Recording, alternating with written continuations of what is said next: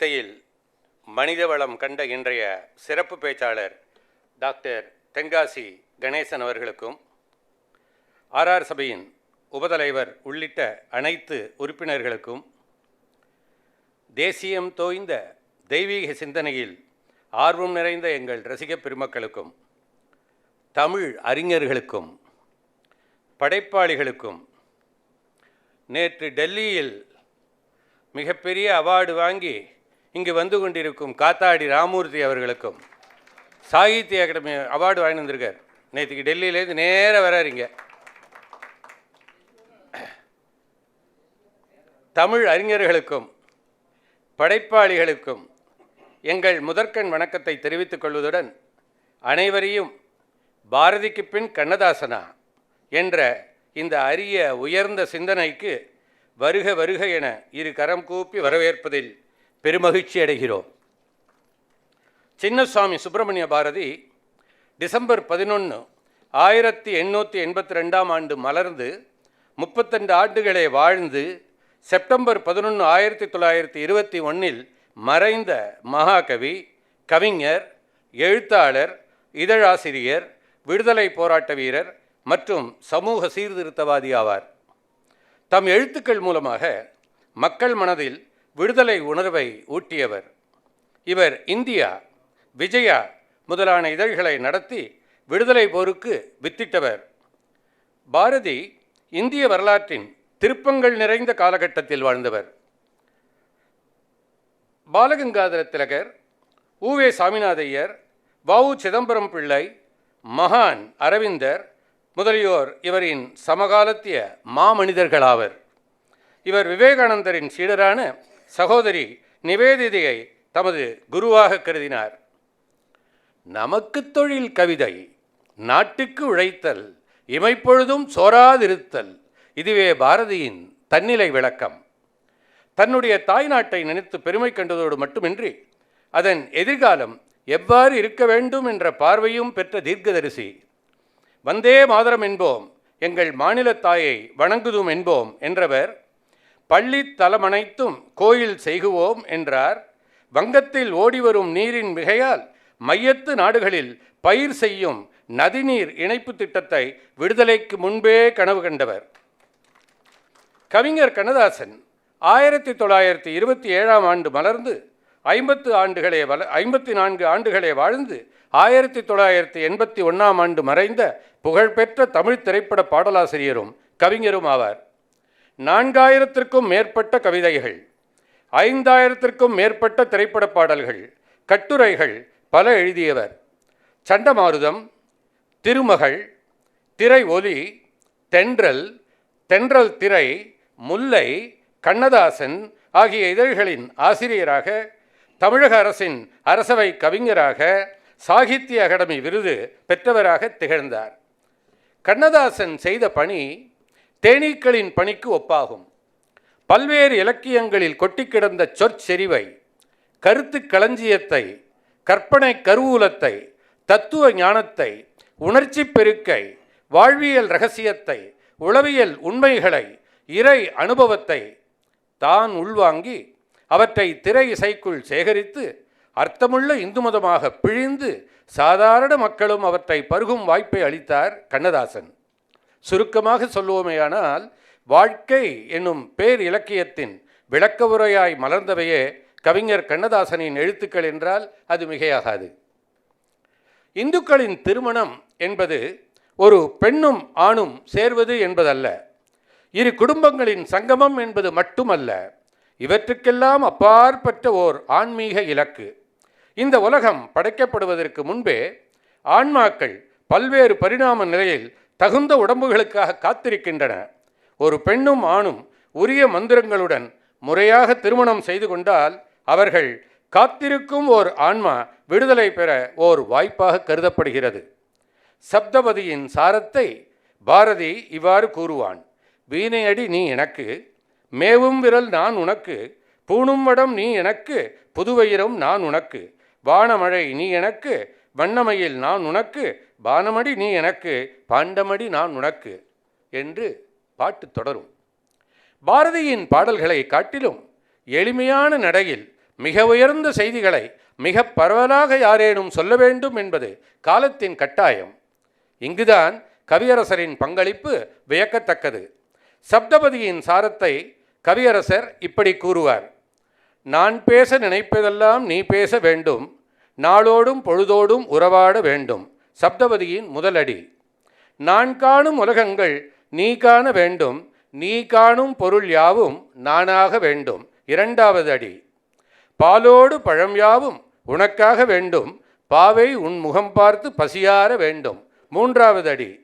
மனதாலும் நினைவாலும் தாயாக வேண்டும், மடிமீது விளையாடும் சேயாக வேண்டும், நீயாக வேண்டும். நாலாவது அடி. சொல்லென்றும் மொழியென்றும் பொருளென்றும் இல்லை. ஐந்தாவது அடி. சொல்லாத சொல்லுக்கு விலையேதும் இல்லை. ஆறாவது அடி. ஒன்றோடு ஒன்றாக உயிர் சேர்ந்த பின்னே உலகங்கள் நமையன்றி வேறேதும் இல்லை. சப்தபதியின் ஏழாம் அடி. இதுவே இந்து மத சப்தபதியின் சாரம். பாரதியின் சுதந்திர தகத்தின் தேசபக்தி எழுச்சியின் ஓர் உத்வேகம் காணீர். அச்சமில்லை, அமுங்குதல் இல்லை, நடுங்குதல் இல்லை, நாணுதல் இல்லை, பாவம் இல்லை, பதுங்குதல் இல்லை, எது நேரினும் இடர்பட மாட்டோம், அண்டம் செதறினால் அஞ்ச மாட்டோம், கடல் பொங்கி எழுந்தால் கலங்க மாட்டோம். என்ன ஆவேசம் பாருங்கள்! நம் கவியரசருக்கு இத்தனை கோபம் வருமா? வரும். தாய் நாட்டிற்கு எவரேனும் தீங்கிழைத்தால். கவியரசின் சீனத்தின் மீது சாபங்கள் பாரீர். வெண்ணிலவே சீனத்து வானில் விளங்காதே, காற்றே நீ சீனத்து கண்ணீரை தழுவாதே, மேகமே சீனத்தில் வெள்ளிமலை பெய்யாதே, பொன்மலரே சீனத்தில் பூத்து குலுங்காதே, நாவலரே சீனத்து நாகரீகம் பேசாதீர், கேவலமாம் அந்த கீழ்ப்பிறவி கும்பலினை மானிடராய் எண்ணி மதிக்காதீர். மானிடரே முற்றும் சுடுகாடாய் முடியட்டும் சீன நிலம், வாழ்க என் தாயகமே வாழ்வு உனக்கே அஞ்சாதே, வீழ்க நெறி நாயகமே விரைவில் அழி உனக்கே. இரத்தத்தலகம் படத்தில் அவர் எழுதி டிஎம்எஸ் குரலுக்கு திரையில் தோன்றி ஒரு கோப்பையிலே என் குடியிருப்பு பாடலில் நான் நிரந்தரமானவன், அழிவதில்லை, எந்த நிலையிலும் எனக்கு மரணம் இல்லை என பாடிய கண்ணதாசன் இன்னும் எத்தனை ஆண்டுகள் ஆனாலும் தமிழ் மக்கள் மனங்களில் நிறைந்திருப்பார். பாரதிக்கு பின் கண்ணதாசனா? மகாகவி விவரம் அறிந்த நாள் முதல் அந்நியர் ஆட்சியில் பெரும் அவதியுற்று வீட்டில் அடுத்த வேளை உணவுக்கு போராடிய நிலையிலும் நாட்டின் சுதந்திர வேட்கைக்காக அல்லாடி சுதந்திரம் கிடைப்பதற்கு 26 ஆண்டுகள் முன்னால் மறைந்த எழுச்சி கவிஞன், தேசத்தியாகி, தீர்க்கதரிசி கவியரசரோ சுதந்திரத்திற்கு முன் அவதரித்தாலும் சுதந்திரத்திற்கு பின் 34 ஆண்டுகள் பல சுகபோகங்களுடன் கோலோச்சிய மக்கள் கவிஞர். அப்படி இருக்க அவருக்கு பின் இவரா என்ற கேள்வி சிறிய நெருடலாயிருக்குமோ? ஆம், இந்த வினாவுக்கு சிந்தனைக்கு விளக்க உரை அளித்திடவே நமது அருமை நண்பர் முனைவர் தென்காசி கணேசன் நம்மிடையே வந்துள்ளார்.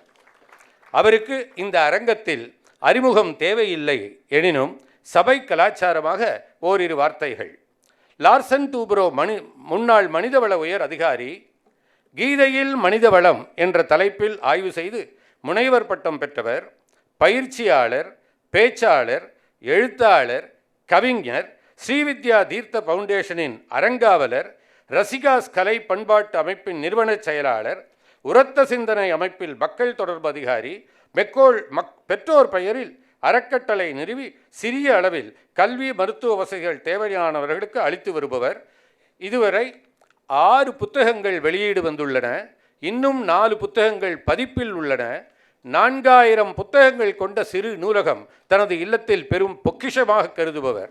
விஸ்வத் சம்பத் கேந்திரம் தென் தமிழ்நாடு சார்பாக சிறந்த பத்திரிகையாளர் நாரதஸ்ரீ விருது, சிறந்த பொதுமக்கள் தொடர்புக்கான ஜிவி விருது, கண்ணதாசன் மற்றும் சிவசங்கரி விருது பெற்றவர்.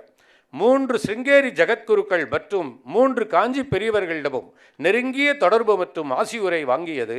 பள்ளிகள், கல்லூரிகள், நிறுவனங்களில் தொடர்ந்து ஆயிரக்கணக்கான உரைகள், கோயில்களில் ஆன்மீக உரை வழங்குகள், மாதம் ஒரு கவிஞர் என்ற தொடரில் பாபநாசம் சிவன் தொட்டு இன்றைய கவிஞர் வரை இதுவரை 20 கவிஞர்கள் பற்றி குவிகம் இணைய இதழில் எழுதி வரும் அனுபவம்.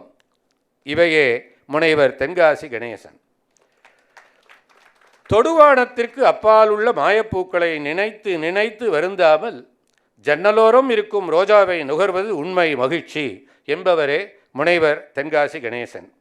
உலகின் மிகப்பெரிய பணக்காரர் யார் என்ற கேள்விக்கு இயன்றவரை முடிந்தவரை சமுதாயத்திற்கு நல்லது செய்து எல்லாவற்றையும் பிறருக்காக அல்லது சமூகத்திற்காக அளித்து 2 வெறும் கைகளுடன் இந்த மண்ணை விட்டு செல்பவனே மிகப்பெரிய பணக்காரன் என்கிறார் முனைவர் தென்காசி கணேசன். புத்தகங்கள் திறக்கப்படும் போது சிறைச்சாலைகள் மூடப்படுகின்றன என்பது பழமொழி. விடுதலை வீரரும் இலக்கியவாதியுமான ஜீவா அவர்கள் நல்ல புத்தகத்தை ஒருவர் படித்தால் உலகில் தீய மனிதர்களில் ஒருவன் குறைகிறான் என்பார். புத்தகங்கள் பலரின் அனுபவத்தை மனதில் ஏற்றுவதால் மனதில் படியும் புழுதிகளும் தூசுகளும் கொஞ்சமாவது வெளியேறுகிறது என்பதே உண்மை என்பவரே முனைவர் தென்காசி கணேசன். நமது தேசத்தின் விழுமியங்கள், வேல்யூஸ், கலாச்சாரங்கள், பண்பாடு தொடர்ந்து காப்பாற்றப்பட வேண்டும். அடுத்த தலைமுறைக்கு இவற்றை கொண்டு செல்வது நமது தார்மீக கடமை. விதை நெல்லை விட்டுவிட்டு அறுவடையை எதிர்நோக்குவது பேதமை என்ற உயரிய எண்ணத்துக்கு சொந்தக்காரரே முனைவர் தென்காசி கணேசன். எல்லோரும் எல்லாமும் பெற்று இல்லாமையாக நம் தேசத்தின் பெருமை காக்க இறைவனை வேண்டி நிற்போம் என்ற உயர்ந்த எண்ணத்தின் வித்தே முனைவர் தென்காசி கணேசன் என்பதாக கூறி மீண்டும் குழுமியிருக்கும் அனைவரையும் வருக வருக என வேண்டி மேடையை முனைவர் தென்காசியார் வசம் ஒப்படைத்து வாய்ப்புக்கு நன்றி பாராட்டி அமைகிறேன். நன்றி, வணக்கம். குரு பிரம்மா குரு விஷ்ணு குரு தேவ மகேஸ்வரா குரு சாட்சாத் பரம்பிரம்மா தஸ்மை ஸ்ரீ குருவே நமஹ. மண்கண்ட வெண்கொடை கீழாக மேற்பட்ட மன்னரும் என் பண்கண்டழிவிரி பணியைச் செய்வாய். படைப்போன் முதலாம் விண்கண்ட தெய்வம் பல்கோடி உண்டு என்னும் விளம்பில் உண்போல் கண்கண்ட தெய்வம் உள்ளதோ சகலகலா வல்லியே. அற்புத வாய்ப்பு அளித்த ஆர்ஆர் சபாவிற்கும் குறிப்பாக செயலாளர் திரு நாகராஜன் அவர்களுக்கும் மற்றும் உபத்தலைவர், தலைவர், குழு அனைவருக்கும் இங்கே இந்த தென்காசி கணேசனின் உரையை கேட்க வந்திருக்கும் அனைத்து உள்ளங்களுக்கும் என் பணிவான நமஸ்காரங்கள். காத்தாடி சார் வந்திருக்காரு, மக்கள் குரல் ராம்ஜி வந்திருக்காரு, ஆடிட்டர் ஜேபி வந்திருக்கார், எழுத்தாளர் நானா வந்திருக்கார், வானதி பதிப்பகத்துடைய புத்தகங்கள் என்றாலே வானதி பதிப்பகம், கண்ணதாசன் என்றாலே வானதி பதிப்பகம், அப்படி திருநாவுக்கரசு அவருடைய மகன் ராமநாதன் சார் வந்திருக்கார். இப்படி நிறைய பேர் ஆளுமை படைத்த அத்தனை பேரும் வந்திருக்கிறார்கள். உங்கள் அனைவரையும் வணங்குகிறேன். உங்கள் கால்களை கொஞ்சம் தொட்டு பாருங்கள், சற்றே சில்லிட்டு இருக்கும். அது அரங்கத்தின் ஏசியினால் அல்ல, இந்த தென்காசி தென்றலின் பாத வணக்கங்கள் தான். அது சில சமயம் பேசுறதுக்கு ரொம்ப முறுமுறுப்பாக விறுவிறுப்பாக வந்துடலான்னு இந்த முதல்ல இன்ட்ரடக்ஷன் பண்ணி பேசுகிறாங்க இல்லையா சார், செக்ரட்டரி சார் உங்களை தான். அவர் என்னென்னா, அவர் பேசினதுக்கப்புறம் உங்கள் எல்லாருக்குமே சந்தேகம் வந்திருக்கும், இன்றைக்கி கண்ணதாசன் பற்றி பேச போகிறது நாகராஜன் சார் தான் போலுக்கு, அவர் சும்மா ஷால் வாங்கிறதுக்காக வந்திருக்காரு அப்படின்னு ஒரு எண்ணம் வந்துடுது, எனக்கே வந்துடுது. நான் எப்பயுமே சொல்லுவேன், ஒரு சபாவில் நிறைய சபாக்களில் நான் பார்த்துருக்கேன், இந்த அறிமுக உரை என்பதை அப்படி ஒரு ப்ரிப்பரேஷனோட அவ்வளோ ஒரு இன்வால்மெண்ட் டெடிக்கேஷனோடு கொண்டு வர்றது நாகராஜனுக்கு இணை நாகராஜன் தான். இன்றைக்கு நான் சொல்ல வேண்டிய கருத்துக்கள் பலவற்றை மிக அற்புதமாக, அதோட hats off to mister Nagarajan and team. அந்த பாடல்கள் பாருங்களேன், அந்த கச்சேரி முடிஞ்ச உடனே அருமையாக பாடினாங்க. கடைசி 2 ராகம் கர்ணரஞ்சினியும் சந்திரகவுன்ஸும் பியூட்டிஃபுல்லாக பாடினாங்க. அதற்கப்புறம் அந்த திரை வாட்டு மூடி இருக்கு, இந்த போடியம்லாம் அரேஞ்ச் பண்ணுறதுக்காக பாரதி பாட்டு சிந்து நதியின் மிசை, கண்ணதாசன் பாட்டு நான் பேசுகிறேன் இப்போலாம், ஒரு கோப்பையிலே குடி, இந்த செலெக்ஷன் இருக்குது பார்த்தீங்கன்னா, இந்த டேஸ்ட்டு அது அமைவது தான் இறைவனுடைய வரம். அந்த அமைவக்கூடிய ரசிகர்களும் அந்த சபா செக்ரட்டரிகளும் சபா தலைவர்களும் இருந்தால் இந்த கலை, இந்த சனாதானம், இந்த பண்பாடு, இந்த கலாச்சாரம் என்றைக்கும் இமயமலையாய் கங்கையாய் தொடர்ந்து இருக்கும். அது எந்த சந்தேகம் இல்லை. நல்லா கைத்தட்டலாம் சனாதானத்திற்காக, எனக்காக இல்லை. ஆக மிக அற்புதமான ஒரு அறிமுக உரை. பாரதி கண்ணதாசன் வார்த்தை சொன்னார். ஆனால் பாரதிக்கு பின் கண்ணதாசன் ஒரு நெருடல் இருக்காதா சார்? சில பேருக்கு இருக்கும். எதில் தான் நெருடல் இல்லை? 9 வருஷம் குடும்பம் இல்லாமல், நேரம் பார்க்காம, ஒன்றுமே செய்யாமல் நாடுன்னு உழைச்சாலும் அவரை பற்றி குத்தஞ்சொல்ல நெருடர்களும் இருக்க தான் செய்யுது நாட்டில். அதனால் நெருடர்கள் என்பது எல்லா இடமும் இருக்கும். புகழ் இருக்கும் பொழுது, ஒரு மனிதன் வாழ்ந்து கொண்டு இருக்கும்போது அவனுக்கு யார் பட்டத்தை கொடுத்தது, பாராட்ட கொடுத்தது? யோசிச்சு பாருங்கள். சொந்த சுய லாபத்தினாலும் அரசியல் காரணங்களாலும் வாங்கிய பட்டங்கள் தான் அதிகம். நடிகர் தினம் சிவாஜி கணேசனுக்கு இன்று வரை தேசிய விருது கிடைக்கவில்லை. நடிகர்ன்னு சொல்ல முடியுமா? உலகமே வேந்து பாராட்டுகிறது. அவருக்கு பாரத ரத்னா கொடுக்கல, இயக்குனர் ஸ்ரீதருக்கு கொடுக்கல, கண்ணதாசனுக்கு கொடுக்கல, விஸ்வநாத ராமூர்த்தி கொடுக்கல. நீங்கள் யாருக்கு ஏன் கொடுக்க போகிறீங்க? நான் கேட்குறேன், இந்த விருதெல்லாம் யாருக்கு கொடுக்க போகிறீங்க? யோசிச்சு பாருங்கள். அப்போ யார் கை தட்டுறானோ, யார் பின்னாடி போகிறானோ, இதான் விருதுகள். கண்ணதாசனுக்கு ரொம்ப வருத்தம். அவர் சார்ந்திருந்த கட்சியை விட்டுட்டு வெளியில் வந்து அவரோட கீழே இருந்த சாதாரண ஆள் இருந்தவங்கலாம் அந்த கட்சி ஜெயித்த உடனே அமைச்சர் ஆகிட்டான், மந்திரி ஆகிட்டான், எம்எல்ஏ ஆகிட்டான். அவருக்கு ஒரு வருத்தம். சரி, அது கிடைக்காட்டி பரவாயில்ல, ஒரு அங்கீகாரமாவது கிடைக்காதான்னு மனசுக்குள்ளே யோசித்தார். குறிப்பாக எழுதியிருக்காரு, டாக்டர் பட்டமாவது கிடைக்காதா? ஏன்னா யாருக்கெல்லாமும் டாக்டர் கொடுத்தாங்க. அட்லீஸ்ட் இவர் கொடுத்துருக்கலாம், தமிழ் இலக்கிய கடலை அவர் கொடுக்கல. அப்போ அவருக்கு அந்த வருத்தம் இருந்தது. ஆனால் அவருடைய அவரை இருக்கும் பொழுதும் சரி, அவர் மறைந்த பிறகும் சரி, ஒரு 100 பேர் பிஹெச்டி பண்ணியிருக்கான், 1000 பேர் எம்ஃபில் பண்ணியிருக்கான், எத்தனையோ பேர் ஆராய்ச்சி பண்ணி டாக்டர் வாங்கிட்டான். அதுதான் ஒரு மனிதனுடைய மதிப்பு. இருக்கும்போது பதவியினாலேயோ அரசியல்னாலேயோ பணத்தினாலேயோ பட்டம் வாங்குறது பெருசு. பாரதி யாரும் வகித்தான்? இருக்கும்போது பாரதிய கிறுக்கன்னா பித்தன்னா யாருக்கு சித்தன்னு தெரிஞ்சுது? வீட்டிலையும் யாரும் உபயோகிக்கலை. ஏன்னா மனைவிக்கு ஒழுங்காக அவர் எதுவும் கொடுக்கல. வாங்கி வந்த அரிசியை குருவிக்கு போட்டால் சும்மா இருப்பாங்களா? டைவர்ஸ் பண்ணியிருப்பாங்க வேறு ஆளாக இருந்தால். செல்லமாகக்குள்ளே அதே வீட்டில் இருந்தாங்க பாவம். அப்போ பெண்களும் இப்படி ஒரு அப்பா இருக்காரேன்னு தோணுது. சுற்றி உள்ளவனும் அப்படி தான் இருக்கான். ஏதோ 4 பேர் வாவே செய்யரும் குள்ளச்சாமியாரும் பாண்டிச்சேரியில் சுற்றி வந்து என் தேவை பண்ணான். 39 வயசில் செத்து போனார். பாரதி யாரும் மதிச்சான்? இருக்கும்போது. செத்தப்புறம் தான் என்ன மதிச்சான்? நினச்சா ஊர் பூரா பாரதி சாலை வைக்கணும், பாரதி மணிமண்டபம் வைக்கணும், பாரதி சிலை வைக்கணும், எல்லா இடம் பாரதி பாரதி பாரதின்னு சொல்லணும். யோசி பாருங்கள். அப்போ அவனுக்கு அந்த வருத்தம் இருக்க தான் செஞ்சுது. கண்ணதாசன் பாரதி மேலே அபார பக்தி கொண்டவன். எழுதியிருக்காரு, எனக்காவது நிறைய ஓரளவுக்கு மக்களுடைய அங்கீகாரம் கிடைக்கிறது, பணம் கிடைக்கிறது, வசதி கிடைக்கிறது, ஏசி காரில் போயிட்டு வரேன், ஏசியில் இருக்கேன். பாரதி எப்படிலாம் பாட்டே இருக்காயா? அவனை யாராவது மதிச்சானா? சந்தோஷப்பட்டானா? சாப்பிடவாது செஞ்சானா? பாரதியை பார்க்கும்போது நான் ஒரு கால் தூசி என்று கண்ணதாசன் சொல்கிறான். அதுதான் கண்ணதாசனுடைய பெருமை. இது ஒன்று போதும் பாரதிக்கு பின் கண்ணதாசன் அங்கிறதுக்கு. அதாவது கண்ணதாசனை பொறுத்தமட்டை மது போதை உண்டு, மாது போதை உண்டு, ஆனால் புகழ் போதை என்றைக்குமே கிடையாது. தன்னை பற்றி யாரும் பேச தலைக்கணம் கிடையாது, தமிழ்க்கணம் உண்டு. நான் தமிழுக்கு சோறு போட்டேன், இதுவரை எனக்கு தமிழ் சோறு போட்டது, இனி நான் தமிழுக்கு சோறு போடுவேன். இந்த வார்த்தை வசனமெல்லாம் கண்ணதாசனு கிடையாது. ஏனென்றால் அவன் தமிழை நன்கு அறிந்தவன். எப்போ பார்த்தாலும் அவன் நான் நிறைய மேடைகள் பள்ளிக்கூடத்தில் படிக்கும்போது, மாணவராக இருக்கும்போது, இளைஞராக இருக்கும்பொழுது கண்ணதாசன் நேரில் சந்திருக்கிறேன், கண்ணதாசனுடைய உரை கேட்டிருக்கிறேன். மேடையில் யாராவது பேச ஆரம்பித்தாங்கன்னா பாராட்டி சட்டையை பிடிச்சிட்டு உட்கார வச்சுருவேன். என்னை பற்றி எதுவும் பேசாதீங்க. எனக்கு தெரிஞ்சு நான் பார்த்ததில் அந்த காலத்தில் ஜெயகாந்தன், சோ, சிவாஜி கணேசன், கண்ணதாசன் மேடையில் இவங்களை பற்றி யாராவது பாராட்டி பேச சட்டையை பிடிச்சி விற்று உட்கார. என்ன சொல்லப்போ நான் கெட்ட வார சொல்லி திட்டி உட்கார வைப்பார். என்ன எதுக்குடா நீங்கள் பாராட்டுறீங்க? பாராட்டக்கூடிய அளவுக்கு தலைவர்கள் யாரெல்லாமோ இருந்திருக்காங்க இந்த நாட்டில். இந்த மாதிரி ஒரு அடக்கம், இந்த மாதிரி எளிமை. எனவே தான் பாரதிக்கு பின் கண்ணதாசனுக்கு அவனே ஒரு வரி சொல்கிறான்.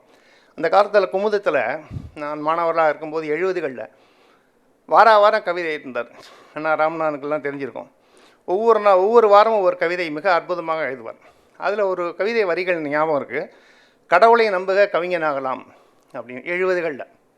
அதில் எழுதுறாரு, பல்பொருள் அறிந்த பாவலர்கள் பலர் சில்பொருள் அறிந்து சீரழிந்தது எதனால்? நாத்திகச் சிறிய நம்பி கிடந்ததால். ஆகவே இளைஞனே கடவுளை நம்புக கவிஞனாகலாம்.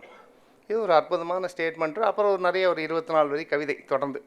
என்ன சொல்ல வர்றாருன்னா, யார் இந்த மண்ணை இறையை மதிக்கிறானோ, யாருக்கு இந்த மண்ணின் மீது உண்மையான இந்த நம்பிக்கைகள் மீது, கலாச்சாரம் மீது, பண்பாடு மீது இருக்கிறதோ அவன் நிச்சயமாக வெளியே வருவான் அப்படிங்கிறான். அது நிறைய இடத்துல சொல்லியிருக்கான். அப்போ ஏன் பாரதிக்கு அப்புறம் கண்ணதாசன்? பாரதிக்கு அப்புறம் நிறைய பண்டிதர்கள் வந்திருக்காங்க, யாரும் இல்லைன்னு சொல்லலை. பண்டிதர்கள் ஒருத்தருக்கு பேசிக்கிறது அதிசயம் இல்லை, பாராட்டுறது அதிசயம் இல்லை. ரோட்டில் இருக்கிறவன், டீ குடிக்கிறவன், 5ஆம் கிளாஸ் படித்தவன் அந்த வார்த்தையை புகழணும். பாரதியை பற்றி சொன்னார் நாகராஜன் சார் பேசும்போது. அச்சமில்லை அச்சமில்லை அச்சமில்லையே உச்சி மீது வானிடிந்து வீழ்கின்ற போதிலும்னு பாரதி போட்டான். அப்போ ரோட்டில் போகிறவன் ரிக்ஷாக்காரன் அவ்வளோ பேருக்கு அந்த வார்த்தை புரியணும். இப்போ அவன் கூட என்ன வார்த்தை யூஸ் பண்ணி பாருங்களேன். மரம் விழுந்தாலோ, ஒரு தேங்காய் மட்டை விழுந்தாலோ, இல்லை ஒரு வீடு இடிஞ்சு விழுந்தாலோ இதனாலலாம் பிரச்சனை வராது. ஏன்னா மேலே விழப்போகிற ஓரளவுக்கு தெரிஞ்சிடும். கடைசி ஒரு 10 செகண்ட்ஸில் 15 செகண்டில் கூட கண்டுபிடிச்சிடலாம். கொஞ்சம் ஒதுங்கினா அடியோடு தப்பிச்சிடலாம். ஆனால் வானமே இடிஞ்சால் என்ன ஆகுது? அதனால தான் உச்சி மீது வானிடிந்து வீழுகின்ற போதிலும் அச்சமில்லைங்கிறான் பிரிட்டிஷ்காரனுக்கு கைத்தாப்பில். கையில் அரிசி கிடையாது, சாப்பாடு கிடையாது, காசு கிடையாது, போட்டுக்க கிழியாத கோட்டு கிடையாது. ஆனால் எப்படி பேசுகிறான்? அச்சமில்லை அச்சமில்லைன்னு. எங்கே? எட்டயபுரம் கிராமத்திலிருந்து, கடையத்தில் கிராமத்தில், அகரகாரத்திலிருந்து. அவன் தமிழன், அவன் தான் உண்மையான தமிழன். எப்படி பேசுகிறான்னு பாருங்கள். நேர்பட பேசுங்கிறான் கம்யூனிகேஷனுக்கு. வைய தலைமைங்களும் இன்டர்நேஷ்னல் லீடர்ஷிப் புதிய ஆத்திசூடியில் இன்றைக்கி பேசுகிறோம். அவன் மாநில செயலாளராக, மாவட்ட செயலாளராக, இல்லை மாநிலத்துக்கு மந்திரியாக, இல்லை தேசத்துக்கு மந்திரியாக கூட சொல்லலை. வைய தலைமைகள் 1920களில் கடையத்தில் அகரகாரன்னு ஒருத்தன் வைய தலைமைகள் பேசினான்னா என்ன ஒரு விஷன் சார், என்ன ஒரு மிஷன் அவனுக்கு. இவனெல்லாம் பாராட்டணும். அப்போ பாரதியுடைய வார்த்தைகள் எளிமை. சின்ன பாட்டு குழந்தைங்களும் நம்ம காதில் வாங்க. குழந்தைகளாக இருக்கும்போதும் படிக்கிறதில்ல. பாராமல் படினாலும் காப்பி அடிக்கிறோம், இல்லை மார்க் வாங்கிட்டு வந்துடுறோம். பெரியவங்களை ஆனதுக்கப்புறம் குழந்தைகள் பாட்டுன்னு விட்டுடுறோம். அதுக்கப்புறம் படிக்கணும்னு நினைக்கும் போது ஒன்று மனசு இல்லை, இல்லை உடம்பு இல்லை. ஓடி விளையாடு பாப்பா, நீ ஓய்ந்திருக்கல் ஆகாது பாப்பா. அருமையான பாடல். கொஞ்சம் யோசிச்சு பாருங்கள். ஒரு ஃபுல் லைஃபுக்கு ஒரு ஹெச்ஆர், ஒரு செல்ஃப் டெவலப்மெண்ட் உள்ளவன், மோட்டிவேஷன் உள்ளவனுக்கு இது இந்த 8 வரியை படித்தா போகிறண்டா. நீ எந்த பிஹெச்டியும் பண்ண வேண்டாம். ஓடி விளையாடு பாப்பா. இன்றைக்கி அவ்வளோ பேரும் டாக்டர் என்ன சொல்கிறேன்? நடக்கவாது செய், வீட்டுக்குள்ளேயே சுற்று, 8 போட்டு சுற்று, இந்த மண்டையடியெலாம் வேண்டான் தான் அப்போவே சொல்கிறான். ஓடி விளையாடு பாப்பா, நீ ஓய்ந்திருக்கல் ஆகாது பாப்பா. சோம்பேறித்தனம். எது எடுத்தாலும் வீட்டில் உட்காண்டே ஆர்டர், சுமோட்டோ கொண்டா, டன்ஸோ கொண்டா. எந்திரிக்கிறது கிடையாது. டிவி ஆஃப் பண்ணவாது எந்திரிச்சு போகணும், அதுவும் ரிமோட்டு. அப்போ எங்கே எந்திரிக்கிறது? உடம்பெல்லாம் பெருத்து போகுது, எல்லா வியாதியும் வருது. அப்போ ஓய்ந்திருக்கல் ஆகாதுப்பா. கூடி விளையாடு பாப்பா, சுற்றி இருந்துக்கோ, நட்பு உறவு சேர்ந்து. யாருமே இல்லை. ஜாயின்ட் ஃபேமிலின்னா என்னங்க, நான் கூட்டு குடும்பம், புருஷனும் பொண்டாட்டியும் சேர்ந்து இருந்தால் கூட்டு குடும்பம்னு ஆயிடுது.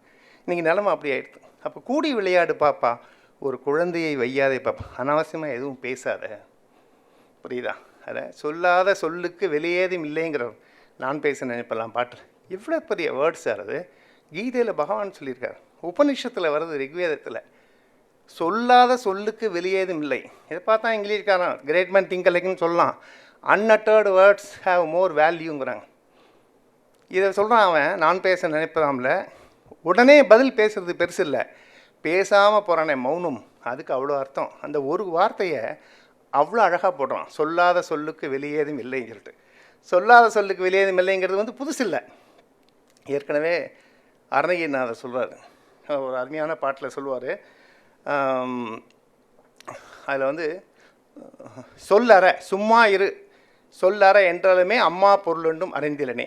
சும்மா இரு, சொல்லற, அம்மா பொருளுண்டும் அறிந்திலனே அப்படிங்கிற ஒரு பாட்டில் என்ன சொல்கிறாரு பாருங்கள். சும்மா இருன்னா போதும்ல, எதுக்கு சொல்ல அற ரெண்டாம் தரம் ஒரு அடுத்த அட்ஜெக்டிவ் போடுறது பாருங்கள். சும்மா இருன்னா பேசாமல் இருன்னு அர்த்தம்.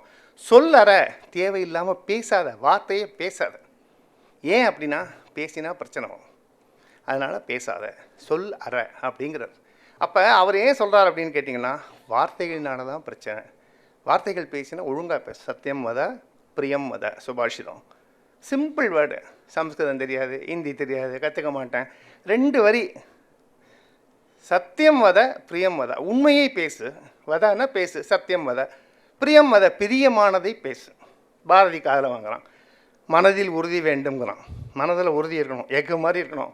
வாக்கினிலே இனிமை வேண்டும். வாக்கில் இனிமை. நம்ம அப்படியே உள்டாவாக இருக்கோம். வாக்கில் உறுதியை வச்சுக்கிறோம், மனதில் உறுதி இல்லை. ஆனால் நம்ம சொல்லுவாங்க பேஸ்மெண்ட் வீக்குன்னு, அந்த கதையில் தான் நம்ம இருக்கோம். அப்போ மனதில் உறுதி வேண்டும், வாக்கிய நிலைமை வேண்டும். ஆக பாரதி வந்து எப்படி ஒரு வார்த்தையை போட்டு அது எல்லோரையும் சென்றடைகிறது, அதுதான். யார் உயர்ந்தவன்டா, இட்டார் பெரியோர் இடாதார் இழிகுலத்தோர்னு ஔவையார் சொல்லிட்டு போயிட்டாங்கிறான். பாரதி ஒரு வரைக்கும் மேலேயே போகிறான். நீதி உயர்ந்த மதி கல்வி அன்பு நிறைய உடையவர் மேலோருங்கிறான். யாரா மேலோர்னு கேட்குறான். இட்டார் பெரியோர் இடாதார் இல்லை, நீதி. இதெல்லாம் இன்றைக்கி இருக்கான்னு தேடணும். இருந்தாலும் ஞாபகம் வச்சுப்போம், புக்கில் படிச்சிருப்போம்ல. நீதி உயர்ந்த மதி. மதி எல்லாருக்கும் இருக்கும். மதி என்ன?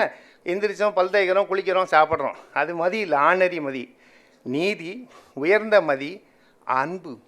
நீதி, உயர்ந்த மதி, கல்வி, உண்மையான கல்வி, படிப்பு, அன்பு நிறைய உடையவர் மேல். இந்த 3 இருந்தாலும் அன்பு நிறைய உடையவர் மேல். செய்க தவம், செய்க தவம், செய்க தவம், அன்பு ஒன்றே தவம்ங்கிறான் பாரதி. இந்த வழியில் பார்க்கும் பொழுது பாரதிக்கு பிறகு பாமரனை சென்றடைந்தவன் கண்ணதாசன். ஏன் அப்படின்னா, எளிமையில் இலக்கியம், இலக்கியத்தில் எளிமை. இதான் அவங்க 2 பேருக்குமே. சர்வ சாதாரணமாக வார்த்தைகள் போகுது இல்லையா? காதல் எடுத்தால் கூட, காற்று வில்லே கண்ணம்மா உந்தன் காதலை எண்ணி கலங்கிங்க பாடுறான் பாரதியார், பாரதி. அப்போ அதில் என்ன வரமாங்க? நீ எனது இன்னுயிர் கண்ணம்மா, எந்த நேரமும் உந்தனை போற்றியே அப்படின்னு பாட்டுட்டு, எந்தன் நாவினிலே அமுது ஊறுதே கண்ணம்மா என்று பேர் சொல்லும் போது, எந்தன் வாயினிலே அமுது ஊறுதே கண்ணம்மா என்று பேர் சொல்லும்போது, நல்லா யோசிச்சு பாருங்கள். அவள் பேரை சொன்னாலே அமுது ஊறுதான். அப்போ இந்த மாதிரி வார்த்தைகள் காதலோ, வீரமோ, தேசியமோ அல்லது மனித தத்துவமோ, பாரதி சொன்ன வார்த்தைகளுக்கு போய் பொழிப்புரை பார்க்க வேண்டாம், தெளிவுரை பார்க்க வேண்டாம், யாராவது ஒரு ப்ரொஃபஸர் என்ன சொல்லுவார் கேட்க வேண்டாம். எல்லாரையும் சென்றடைந்தது. அன்றைய தேவை இது. இப்படி இந்த HMLA சொன்ன மாதிரி எந்த ஒன்றுமே வீறு கொண்டு எழக்கூடிய வார்த்தைகளாக பாரதி. அதே கண்ணதாசன். அவனை பொறுத்தவரை நல்ல இலக்கியம் கற்றவன், எல்லாம் கற்றவன். கம்பராமாயணம், சீராபுராணம், தேம்பாவணி, அப்புறம் நலசரித்திரம் எல்லாம் படித்தவன். பாரதி கரைச்சி குடித்தவன். அதெல்லாம் மனசுக்குள்ளே இருக்குது. எந்த நேரத்தில் வார்த்தைகள் வந்து விழுறதோ அப்படியே வந்து விழுது. அப்போ படித்தவனை விட பாமரனை சென்றடைய வேண்டும் என்பது 2 பேருக்கும் ஒரு கோலாகவே இருந்தது. ஏன்னா பொதுவாக ரொம்ப படித்தவனை கேட்டிங்கன்னா ஒழுங்காக பதில் சொல்ல மாட்டான். யாரெல்லாம் எவ்வளோ கஷ்டப்பட்டு படித்தேன் தெரியுமா? அவ்வளோ சீக்கிரம் படிக்க முடியுமா? நிறைய இருக்கும். அந்த வித்வத்து வர வர வினயம் குறைஞ்சிரும். நான் ஆடிட்டர் சார்ட்டாக தான் சொல்லுவேன், சார் உங்களுக்கு தான் சார் வித்யை வினயம் 2மே சேர்ந்து இருக்குன்னு. அதாவது அடக்கமும் இருக்கணும், அறிவும் இருக்கணும். இங்கே அறிவு இப்போ நிறைய குறைஞ்சே போச்சு, அடக்கம் நிறைய இல்லாமல் போச்சு. அடக்கம் இல்லாமல் திமிரு தான் ஜாஸ்தியாக போச்சு. கண்டதையும் பேசுகிறாங்க. ஆனால் நல்லா படித்தவங்களே ஒரு காலத்தில் இன்னும் கூட இருக்காங்க. எனக்கு தான் எல்லாம் தெரியும், நான் தான் அத்தாரிட்டி, முருகன் வேறு, சுப்பிரமணியன் வேறு, நான் உலகத்தை நான் தான் முதல்ல கண்டுபிடிச்சேன், இப்படி பேசுகிற அறிவாளிகள்லாம் இருக்கான். ஆனால் உண்மையான அறிவுங்கிறது என்னன்னு யோசிச்சு பாருங்கள், அடக்கமாக இருப்பது. அப்போ பண்டிதன் என்பவன் பாமரனுக்கு கொண்டு செல்லும்படியாக இருக்க வேண்டும். அதனால தான் திருப்பியும் அருணகிரிநாதர் சொல்கிறாரு, கரவாகிய கல்வி ஊழார் கடை சென்று இரவா வகை மெய்ப்பொருள் ஈகோயோ. கரவுங்கிறான் கல்வியை. கரவுனா இந்த அன்னெசரி அன்வான்ட் திங்ஸ், கருப்பாக சில சாமான்கள் இருக்கும். அந்த காலத்தில் நெல்லெல்லாம் அறுத்து வந்தால் உளுந்தெல்லாம் அறுப்பு கழிஞ்சு வந்தோடனே அந்த உளுந்தோட கரவுன்னு சொல்லிட்டு எல்லா கல்லு மண்ணெல்லாம் சேர்ந்துருக்கும். அதெல்லாம் எடுக்கணும் தனியாக. அப்போ கரவாகிய கல்வி உள்ளார், கல்வி உள்ளவன்ட்டு அந்த கரவு இருக்கான், அவன்கிட்ட போய் இரவா வகை மேய்ப்பர். நான் போய் பிச்சை எடுக்க வேண்டியிருக்கேன், சொல்லிக் கொடுன்னு நான் போய் கேட்கணுமா? அருணகிரிநாதர் கேட்குறார், கரவாகிய கல்வி உள்ளார் கடை சென்று இரவா வகை மேய்ப்பர் லீகையோ குரோவா குமரா குலுசாயுத குஞ்சரவா சுயோக தயாபரணை, நீயே வந்துடு. அதுக்கு அடுத்த வரி போடுறார், உருவாய் உள்ளதாய் இல்லதாயில் வரும்போது குருவாய் வருவாய் அருள்வாய், நீயே குருவா வந்துடு, நான் எவன்ட்டையும் போய் கெஞ்ச வேண்டாம். அப்போ பாமரனை சென்றடைய வேண்டும் என்றால் பண்டிதர்களுக்கு அந்த அடக்கத்தோடு சொல்லக்கூடிய எண்ணம் இருக்கணும். இதுதான் உத்தவருக்கு சொல்லிட்டு போகிறார் கிருஷ்ணர். கடைசியாக என்னடா சொல்ல போகிறான்னு, என்ன எல்லாம் சொல்லியாச்சு, இனிமேல் கேட்க போறியா? கிருஷ்ணருடைய வாழ்க்கையை முடிச்சுட்டு கிளம்பும்போது உத்தவ கீதைன்னு உத்தவர் கேட்கும்போது ஒரே ஒரு வார்த்தை, ஞானோபதேசம். இதே ஆதிசங்கரர் கடைசியாக வாழ்க்கை முடிஞ்சது ஜென்மம் கிளம்பும்போது சீடர்கள் கேட்குறாங்க, கடைசியாக எதாவது சொல்லு, எல்லாம் சொல்லியாச்சு, இனிமேல் என்ன சொல்ல? சரி, சோபான பஞ்சகம். சோபான பஞ்சகம்னா படி. சோபானா சம்ஸ்கிருதத்தில் படி. படியாக வாழ்க்கையில் உயர்வதற்கு 5 பஞ்சகம் அது சொல்ல. அதுலேயும் இதே தான், பிறருக்கு கற்றுக் கொடு, தெரிஞ்சதை சொல்லிக் கொடு, இதுதான் வாழ்க்கை. இப்படி சொல்லிக் கொடுத்தது தான் பாரதியாக இருக்கட்டும் அல்லது கண்ணதாசனாக இருக்கட்டும். ஏன் இவர்கள் இன்னும் மண்ணிலே இருக்கிறார்கள் என்று சொன்னால் அதற்கு காரணம் எளிமையில் இலக்கியம், இலக்கியத்தில் எளிமை. கண்ணதாசனுக்கு பின், கண்ணதாசனுக்கு முன் நிச்சயமாக உண்டு. எப்படி திரையுலகத்தில் சிவாஜிக்கு முன் சிவாஜிக்கு பின் உண்டோ, அதே போல் கண்ணதாசனுக்கு பின் கண்ணதாசனுக்கு முன். அதை மாற்றவே முடியாது யாராலையும். ஏன்னா அப்படி நம்மளுடைய வாழ்க்கையில் பிறந்த தாலாட்டு முதல் இறப்பு வரை கண்ணதாசன் பாடல் இருக்கும். இன்னும் ஒருபடி சொல்லப்போனால் உலகத்தில் இருக்கிற தமிழர்கள் ஒரு நாளாவது கண்ணதாசன் என்ற வார்த்தையை உச்சரிக்காமல் அவருடைய நாள் கழியாது. நான் அடித்து சொல்லுவேன். எது உதாரணத்துக்கு வந்தோடனே ஒரே காதலாக கண்ணதாசன், தத்துவமாக கண்ணதாசன், குழந்தையாக கண்ணதாசன், மனைவி ஏமாற்றிட்டாளா கண்ணதாசன், நண்பனை ஏமாற்றிட்டானா கண்ணதாசன். யோசிப்பாருங்க. ஏன்னா நம்ம வாழ்க்கையோடு ஒன்றி போய்விட்டான். அந்த வார்த்தைகள் வந்து விழக்கூடிய அழகு பாருங்கள். முற்றாத இரவொன்றில் நான் வாட, முடியாத கதை ஒன்று நீ பேச. முற்றாத இரவுன்னு ஒரு வார்த்தையை கண்டுபிடிச்சிட்டான். காதலன் காதலி சந்தித்தா கூட நடுராத்திரி போனால் தப்பு, மத்தியானம் சாயந்தரம் 6 மணி வரை போனால் யாராவது பார்த்துருவாங்க, வெளிச்சம் இருக்கும். இப்போ 2 கட்ட நேரத்தில் போகணும். இன்னொரு பாட்டில் எழுதுவார், மாலையும் இரவும் சந்திக்கும் நேரம்னு போடுவார். திரைப்பட பாடல்கள் வந்து எப்படி ஒரு தமிழை கொடுக்குறாங்க. முற்றாத இரவொன்றில் நான் வாட, முடியாத கதை ஒன்று நீ பேசு. முற்றாதங்கிற வார்த்தை வேறு யாரும் கொடுக்கல, அப்துல் ரஹ்மான் சொல்லுவார். கண்ணதாசன் தான் அந்த மாதிரி வார்த்தை கொடுத்தாரு. அதனால சொன்னார், நிறைய கவிஞர்கள் அவர் சொல்கிறார் அப்துல் ரஹ்மான், மீன் விற்கும் திரைச்சந்தையில் விண்மீன் விற்றவன் நீ. மீன் விற்கும் திரைச்சந்தையில் விண்மீன் விற்றவன் நீ எங்கள் அப்துல் ரஹ்மான். அப்போ எவ்வளோ பெரிய பாராட்டு பாருங்க கண்ணதாசன். வார்த்தைகள். இன்னொரு, முத்துக்களோ கண்கள் தித்திப்பதே கண்ணம். ஸ்ரீதர் உட்காந்துருக்கார் டைரக்டர், சிவாஜி கணேசன் எடுத்து நெஞ்சிருக்கும் வரை. முத்துக்களோ கண்கள் தித்திப்பதே கண்ணம். என்னையா பெரிய வார்த்தை, யார் வேணால் இதெல்லாம். முத்துக்களோ கண்கள் சொல்ல தெரியாதா, தித்திப்பதே கண்ணன் சொல்ல தெரியாதா? கண்ணதாசன் காதலே வாங்கலை. அடுத்து எழுதுறார், சந்தித்த வேளையில் சிந்திக்கவே இல்லை தந்துவிட்டேன். ஐயோ நீதாண்டா கண்ணதாசன். இந்த வார்த்தை யாராவது எழுத முடியுமா? சந்தித்த வேளையில் சிந்திக்கவே இல்லை தந்துவிட்டேன் என்னை. எவ்வளோ பெரிய டெடிகேஷன். நான் பேச நினைப்பதெல்லாம் நீ பேச வேண்டும், நிறையா தான் இது. தந்துவிட்டேன் என்னை. I am totally dedicating to you, I am surrendering to you, there is no you are me, we. ஒரு வார்த்தையில் யாராவது சொல்ல முடியுமா? அதான் கண்ணதாசனை பற்றி வாலி சொல்லுவார், 3 தாரம் உனக்கு இருந்தாலும் மூலாதாரம் தமிழ் தான். வாலியுடைய பஞ்சிங் ரொம்ப நல்லாயிருக்கும்.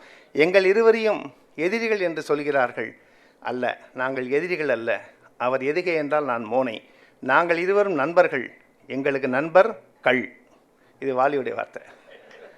இது வாலி தான் சொல்ல முடியும், வேறு யாரும் சொல்ல முடியாது. ஏன்னா அந்த அளவுக்கு வாலின்னு சொல்லணும். நான் கண்ணதாசனால் தான் வாழ்ந்தேங்கிறான். பட்டுக்கோட்டை கண்ணதாசன் என்ற 2 கப்பல்கள் திரையுலகம் கடலிலே இருக்கும் பொழுது ஒரு சாதாரண படகை எடுத்து ஸ்ரீரங்கத்திலிருந்து வந்தேன். உன் பாட்டு தான் எனக்கு வாழ்க்கையை கொடுத்தது. மயக்கமா கலக்கமா மனதிலே குழப்பமா. என்ன ஒரு பாட்டு சார். வாழ்க்கை என்றால் 1000 இருக்கும், வாசல் தோறும் வேதனை இருக்கும், வந்த துன்பம் எதுவென்றாலும் வாடி நின்றால் ஓடுவதில்லை, உனக்கும் கீழே உள்ளவன் கோடி, நினைத்து பார்த்து நிம்மதி தேடி. எவ்வளோ பெரிய வார்த்தை. ஏழை மனதை மாளிகையாக்கி இரவும் பகலும் காவியம்பாடு, நாளை பொழுதை இறைவனுக்கு அளித்து நடக்கும் வாழ்வில் அமைதியை தேடு. இதானே சார் வாழ்க்கை. எவ்வளோ பெரிய இண்டஸ்ட்ரியலிஸ்ட்டு, எவ்வளோ பெரிய மினிஸ்டர், எல்லாம் சமாளித்து கடைசியில் என்ன பண்ணுறான்? ஜெயிலுக்கு போனாலும் போகாட்டாலும், வெயிலில் இருந்தாலும் இல்லாட்டாலும் வீட்டுக்குள்ளே என்ன சொல்கிறான்? நாளை பொழுதை இறைவனுக்கு அளித்து நடக்கும் வாழ்வில் அமைதியை தேடு. வெளியில் வேணால் சொல்லுவான். சில பேர் சிவப்பு சட்டை போட்டுக்கிறான், காவி சட்டை போட்டுக்கிறான், சில கருப்பு சட்டை போட்டுக்கிறான். சட்டை தான் வித்தியாசமே தவிர உள்ளுக்குள்ளே உள்ளது உண்மை.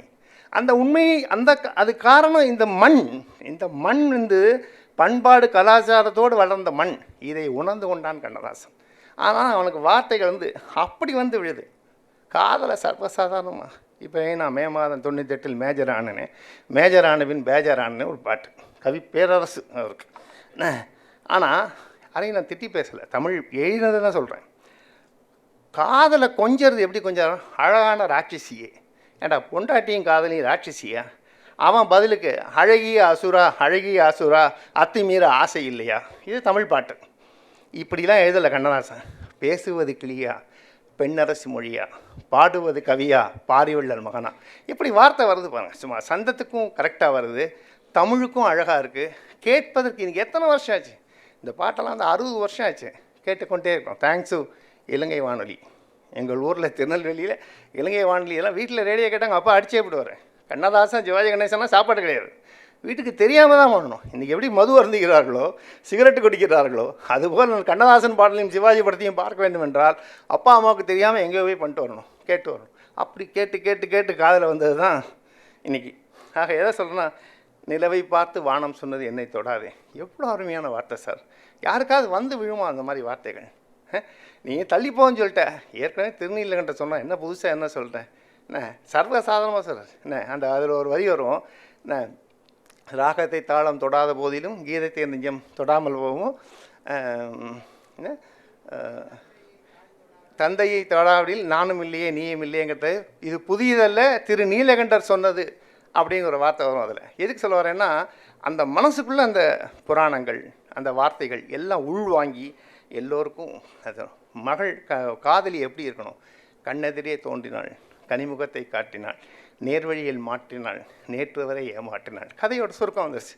அது வரை அவன் சுற்றிட்டே இருந்தான் பொம்பளையோட. பறவைகள் பலவிதம், ஒவ்வொன்றும் ஒரு விதம், பார்க்கும் இடமெல்லாம் ஜாலியாக இருக்கணும்னு இந்த பாட்டு எழுதுறார். கொடிகளெல்லாம் பல விதம், கொடிக்கு கொடி ஒரு விதம், கொண்டாட்டம் ஒரு விதம், நானுதிலே ஒரு விதம்னு பாட்டை எழுதி எல்லா பெண்களோடும் சுற்றி இருந்த கதாநாயகன் இவளை பார்த்த உடனே நான் எல்லா பழக்கத்தையும் விட்டுட்டேன், நீ தான் எனக்கு மனைவியாக வரணும், கண்ணெதிரே தோன்றினாள், கனிமுகத்தை காட்டினாள், அதில் வர நேர்வழியில் மாற்றினாள். ஆனால் நேற்று வரை நீ லவ்வுக்கு சம்மதம் கொடுக்கல, நேற்று வரை நீ ஏமாற்றினாள். எப்படி சார் உட்காந்து எழுத முடியும்? யோசித்து ரூம் போட்டு அந்த பக்கம் இருந்தால் தான் மூடு வரும், இந்த பக்கம் இருந்தால் தான் மூடு வரும், அந்த ஊருக்கு போனால் தான் மூடு வரும்னு எழுதுகிற கவிஞர்கள் நடுவில் சும்மா சர்வசாதாரணமாக 3 நிமிஷம் 5 நிமிஷம் 3 மணி நேர படத்தை 3 நிமிடத்தில் கொண்டு வரான்னா கண்ணதாசன் ஒருத்தன் தான் சார். 1000 கவிஞர்கள் இருக்கட்டும், எந்த படம் எடுத்துங்க, உள்ள கவனிக்கலை அப்பா அம்மாவை வியட்நாம் வீட்டில் என்ன, அது ரொம்ப அருமையாக ஒரு பாட்டு எழுதுறாரு. என்ன எழுதுறாரு? உன் கண்ணில் நீர் வழிந்தால் என் நெஞ்சில் உதிரம் கொடுத்து, பாரதியோட வரி. 2 வரி, முதல் 2 வரி பாரதி வரி எடுத்துக்கிறார். அதுக்கப்புறம் பார்த்திங்கன்னா அப்படியே தன்னுடைய சொந்த வரிகள். என்ன அருமையாக, ஆலம் விழுது போல் உறவு 1000 இருந்த என்ன, வேறென நீ இருந்தால் அதில் நான் வீழ்ந்து விடாதிருப்பேன், பிள்ளை குலமடியோ அது பேதமை செய்தது, பெயருக்கு பிள்ளை உண்டு, பேசும் பேச்சுக்கு சொந்தம் உண்டு, என் தேவையை யார் அறிவார், உன்னை போல் தெய்வம் ஒன்றே அறியும். பாரதிக்கு ஒருபடி மேலே போயிட்டான். மனைவியே தெய்வத்துக்கு அணியா, உன்னை போல் தெய்வங்கிறான், தெய்வம் போல் நீ இல்லை, கம்பேரிசன் பாருங்கள். இந்த மாதிரி வார்த்தைகள்லாம் யோசித்து வராது சார். மெட்டுக்கு துட்டுக்குலாம் பாட்டை எழுதலை. அவள் உட்காந்து ஏன்னா நான் சொல்லுவாங்க அந்த காலத்தில், ஜிஎஸ் மணி சொல்லுவார். அவரும் அந்த காலத்தில் விஸ்வநாராமூர்த்தி கண்ணதாசனோடு இருந்தார், பெரிய கர்நாடக இசை விற்பனர். அவராக இருக்கட்டும், பஞ்சு அருணாசலமாக இருக்கட்டும், ராம கண்ணப்பனாக இருக்கட்டும், தமிழ் பித்தனாக இருக்கட்டும், கண்ணதாசன் குறுக்க நெருங்கி நடந்து போய் வார்த்தை டிக்டேட் பண்ணுவார். அந்த காலத்தில் ஷார்ட்டானு உண்டு, இங்கே எல்லாமே போச்சு. நான் 120 வார்த்தை எழுதி ஹையர் பாஸ் பண்ணுவேன், 120 வேர்ட்ஸ் பர் மினிட்டு. இன்றைக்கி ஒரு வார்த்தைக்கு இங்கிலீஷ் வரலையே, இஷ்யூ வரல, தமிழில் ழா வரல, நான் தமிழன்னு சொல்லிக்கிறேன், என்ன பண்ண முடியும் சொல்கிறேன். ஆனால் அவருக்கு அந்த வார்த்தைகள் அப்படியே கொட்டும், குற்றால அறிவு போல் பின்னாடி ஓடுவாங்களாம். பஞ்சவர்ணாசன் சொல்லுவார், இவர் சொல்கிற வார்த்தை எழுதுறதுக்கு வேகத்துக்கு ஈடு கொடுக்க முடியாது தெரிஞ்ச உடனே பென்சிலை 2 பக்கமும் சீவி வச்சுருப்பாராம். ஏன்னா ஒரு பக்கம் மனம் உடஞ்சி போச்சுன்னா பின்பக்கம் யோசிச்சோம் வச்சுங்க, அவருக்கு தாட்ஸ் போயிடும், கோபம் வந்துடும். இவர் எழுதலைன்னா போச்சு, ஃபுல்லாக எழுத மாட்டாராம். நினைக்க தெரிந்த மனமே உனக்கு மறக்க தெரியாதுன்னா நினைக்க மனமே, இப்படி எழுதி பின்னாடி அவர் ஃபுல் பண்ணிப்பார், டிராஃப்ட் மாதிரி எழுட்டு. பஞ்சவர்ணாசன் இப்படி ஒரு கவிஞன். என்ன சார் இவ்வளோ நல்லா கவிதை எழுதிங்களே. எல்லாம் சிறுகூடற்பட்டி மலையரசி அவங்க ஊர், அந்த அம்பாள் கொடுத்தது எனக்கு. நான் எழுதலை, நான் படிக்கலை, கடைசி வரை சொல்லிட்டு இருந்தான் சார். தமிழ்க்கணம் தலைக்கணம் இல்லாத தமிழ்க்கணம் படைத்த ஒரே கவிஞன் கண்ணதாசன். அதில் எந்த மாற்று கருத்தும் கிடையாது. எத்தனை சார் பாட்டு, ஒரு பாட்டா 2 பாட்டா சொல்லிட்டு போனோம் வச்சுக்கோங்க. அந்த பாட்டே காளிதாசன் விக்ரம ஊர்வசி, அருமையான ஒரு ரொமான்டிக் நாவல். அதில் படிக்கும்போது ஒரு வரி தான் அதில் சொல்வாராம், அந்த புரூர்வசிங்கிற மண்ணை ஊர்வசியை கல்யாணம் பண்ணிக்கணும் ஆசைப்பட்றான். ஊர்வசினா அவ்வளோ அழகு இல்லையா, ஒரு உதாரணத்துக்கு ஊர்வசி தான் சொல்லுவோம், பெரிய ரொம்ப பெரிய ஊர்வசி. இன்றைக்கும் பேசிகிட்டு இருக்கோம். வேறு எவ்வளவோ ஆக்ட்ரஸ் வந்துட்டு போனாங்க, யாரையும் சொல்கிறதில்ல. உலக அழகிலாம் வந்தாங்க, சொல்கிறதில்ல. இன்னும் ஒரு பேச்சுவார்த்தை என்ன, பெரிய ஊர்வசி பழைய போச்சு, பெரிய ரம்பா பார்வை போச்சு, ஆம்பளைனா அர்ஜுனன். இப்படி தான் நம்ம கலாச்சாரம். அப்போ அந்த புரூர்வசிக்கு அவளை கல்யாணம் பண்ணிக்கணும் ஆசை. அவள் நான் இங்கே இருக்க மாட்டேன், பூலோகத்துக்கு வரமாட்டேன், அங்கே தான் இருப்பேங்க. இல்லைன்னு சொல்லி ஏதோ சவாஜா பண்ணி அதை கொடுக்குறேன் இது கொடுக்குறேன்னு சொல்லி காண பண்ணிட்டான். அவங்க 2 பேர் லவ் ஒரே ஒரு வார்த்தை எழுதுறாராம் காளிதாசன். அவன் தோள் மேலே சாயிறானான், ஊர்வசி இந்த புரூர்வசி மேலே. அவன் அந்த ஒரு வரி காளிதாசன் எழுதுறான், அதை தமிழில் சொல்கிறேன். இந்த தோளில் சாஞ்சால உடம்புல இது மட்டும் போதும், பாக்கியெல்லாம் வெட்டிடலாங்க. அவன் சாஞ்ச அழகும் சாஞ்ச அந்த ரொமான்ஸையும் பார்த்துட்டு உடம்புல இந்த பகுதி மட்டும் போகிறோம், பாக்கி பகுதி வேண்டாம். இது காளிதாசன் அந்த காலத்துலேயே.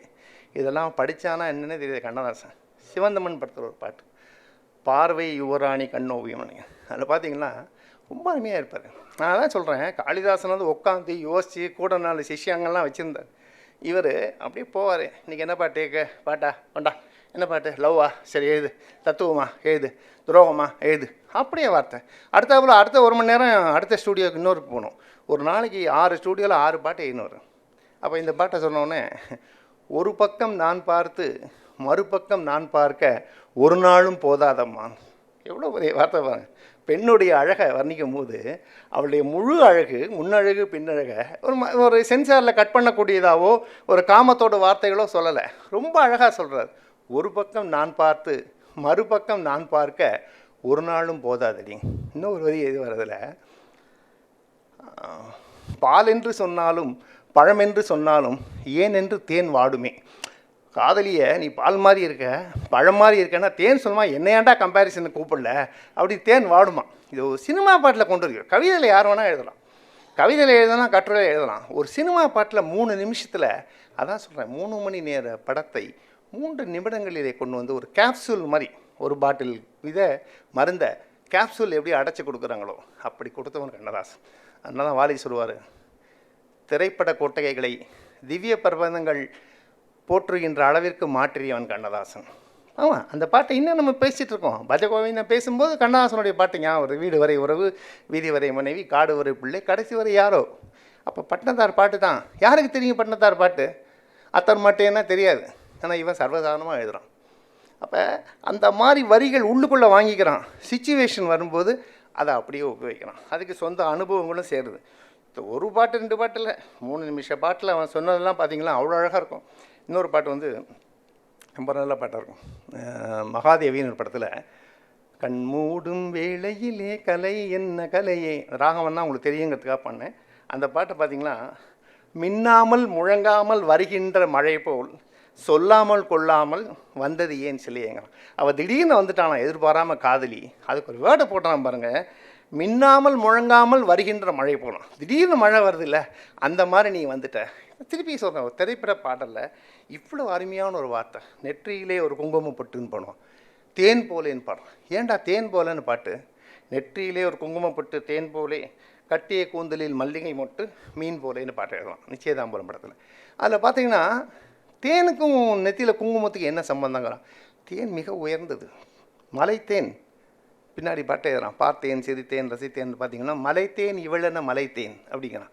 அதில் டபுள் மீனிங்கு. மலைத்தேன் பார்த்தோன்னா அஸ்டானிஷ்டு, மலைத்தேன் மலைத்தேன் இவளென. மலைத்தேன்னா குகனையே ராமாயணத்தில் ஏன் ராமன் வந்து ரொம்ப உயர்வாக சொல்கிறான்னா, அவன் சொல்கிறான் ராமன் மிக உயர்ந்தவன்.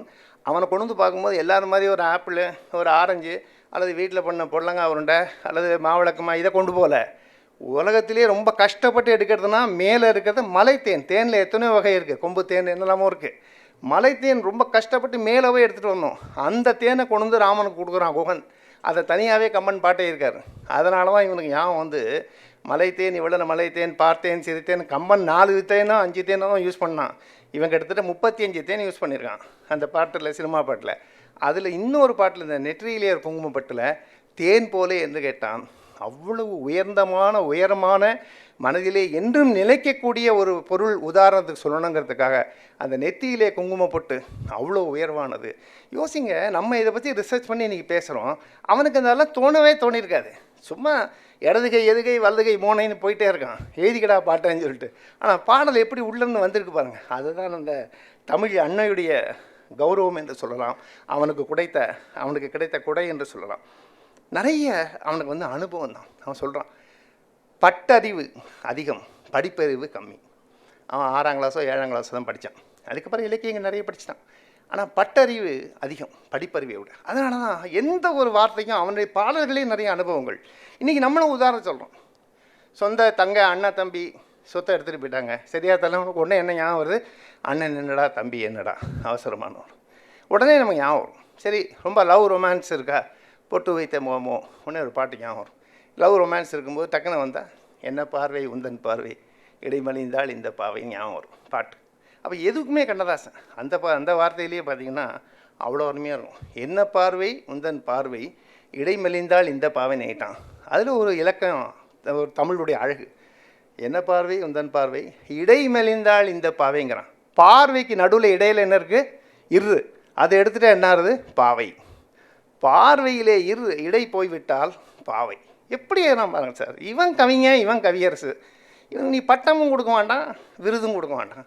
கண்ணதாசன் சொன்னாலே போதும், அதுவே பெருசு. நீங்கள் கவி பேரரசு, அதுக்கு மேலத்தே பேரரசு, இலக்கிய சக்கரவர்த்தி எல்லாம் எவன் கேட்டான்? உன் பாடல் வரிகள் சொல்லுண்டா நாடு பூரா, இல்லையா? இந்த மாதிரி வார்த்தைகள் என்ன அழகாக உபயோகித்திருக்கான் பாருங்க. அனுபவங்களுடைய வாழ்க்கை. வாலிக்கும் கண்ணதாசனுக்கும் எப்பயுமே கொஞ்சம் பிணக்கு உண்டு.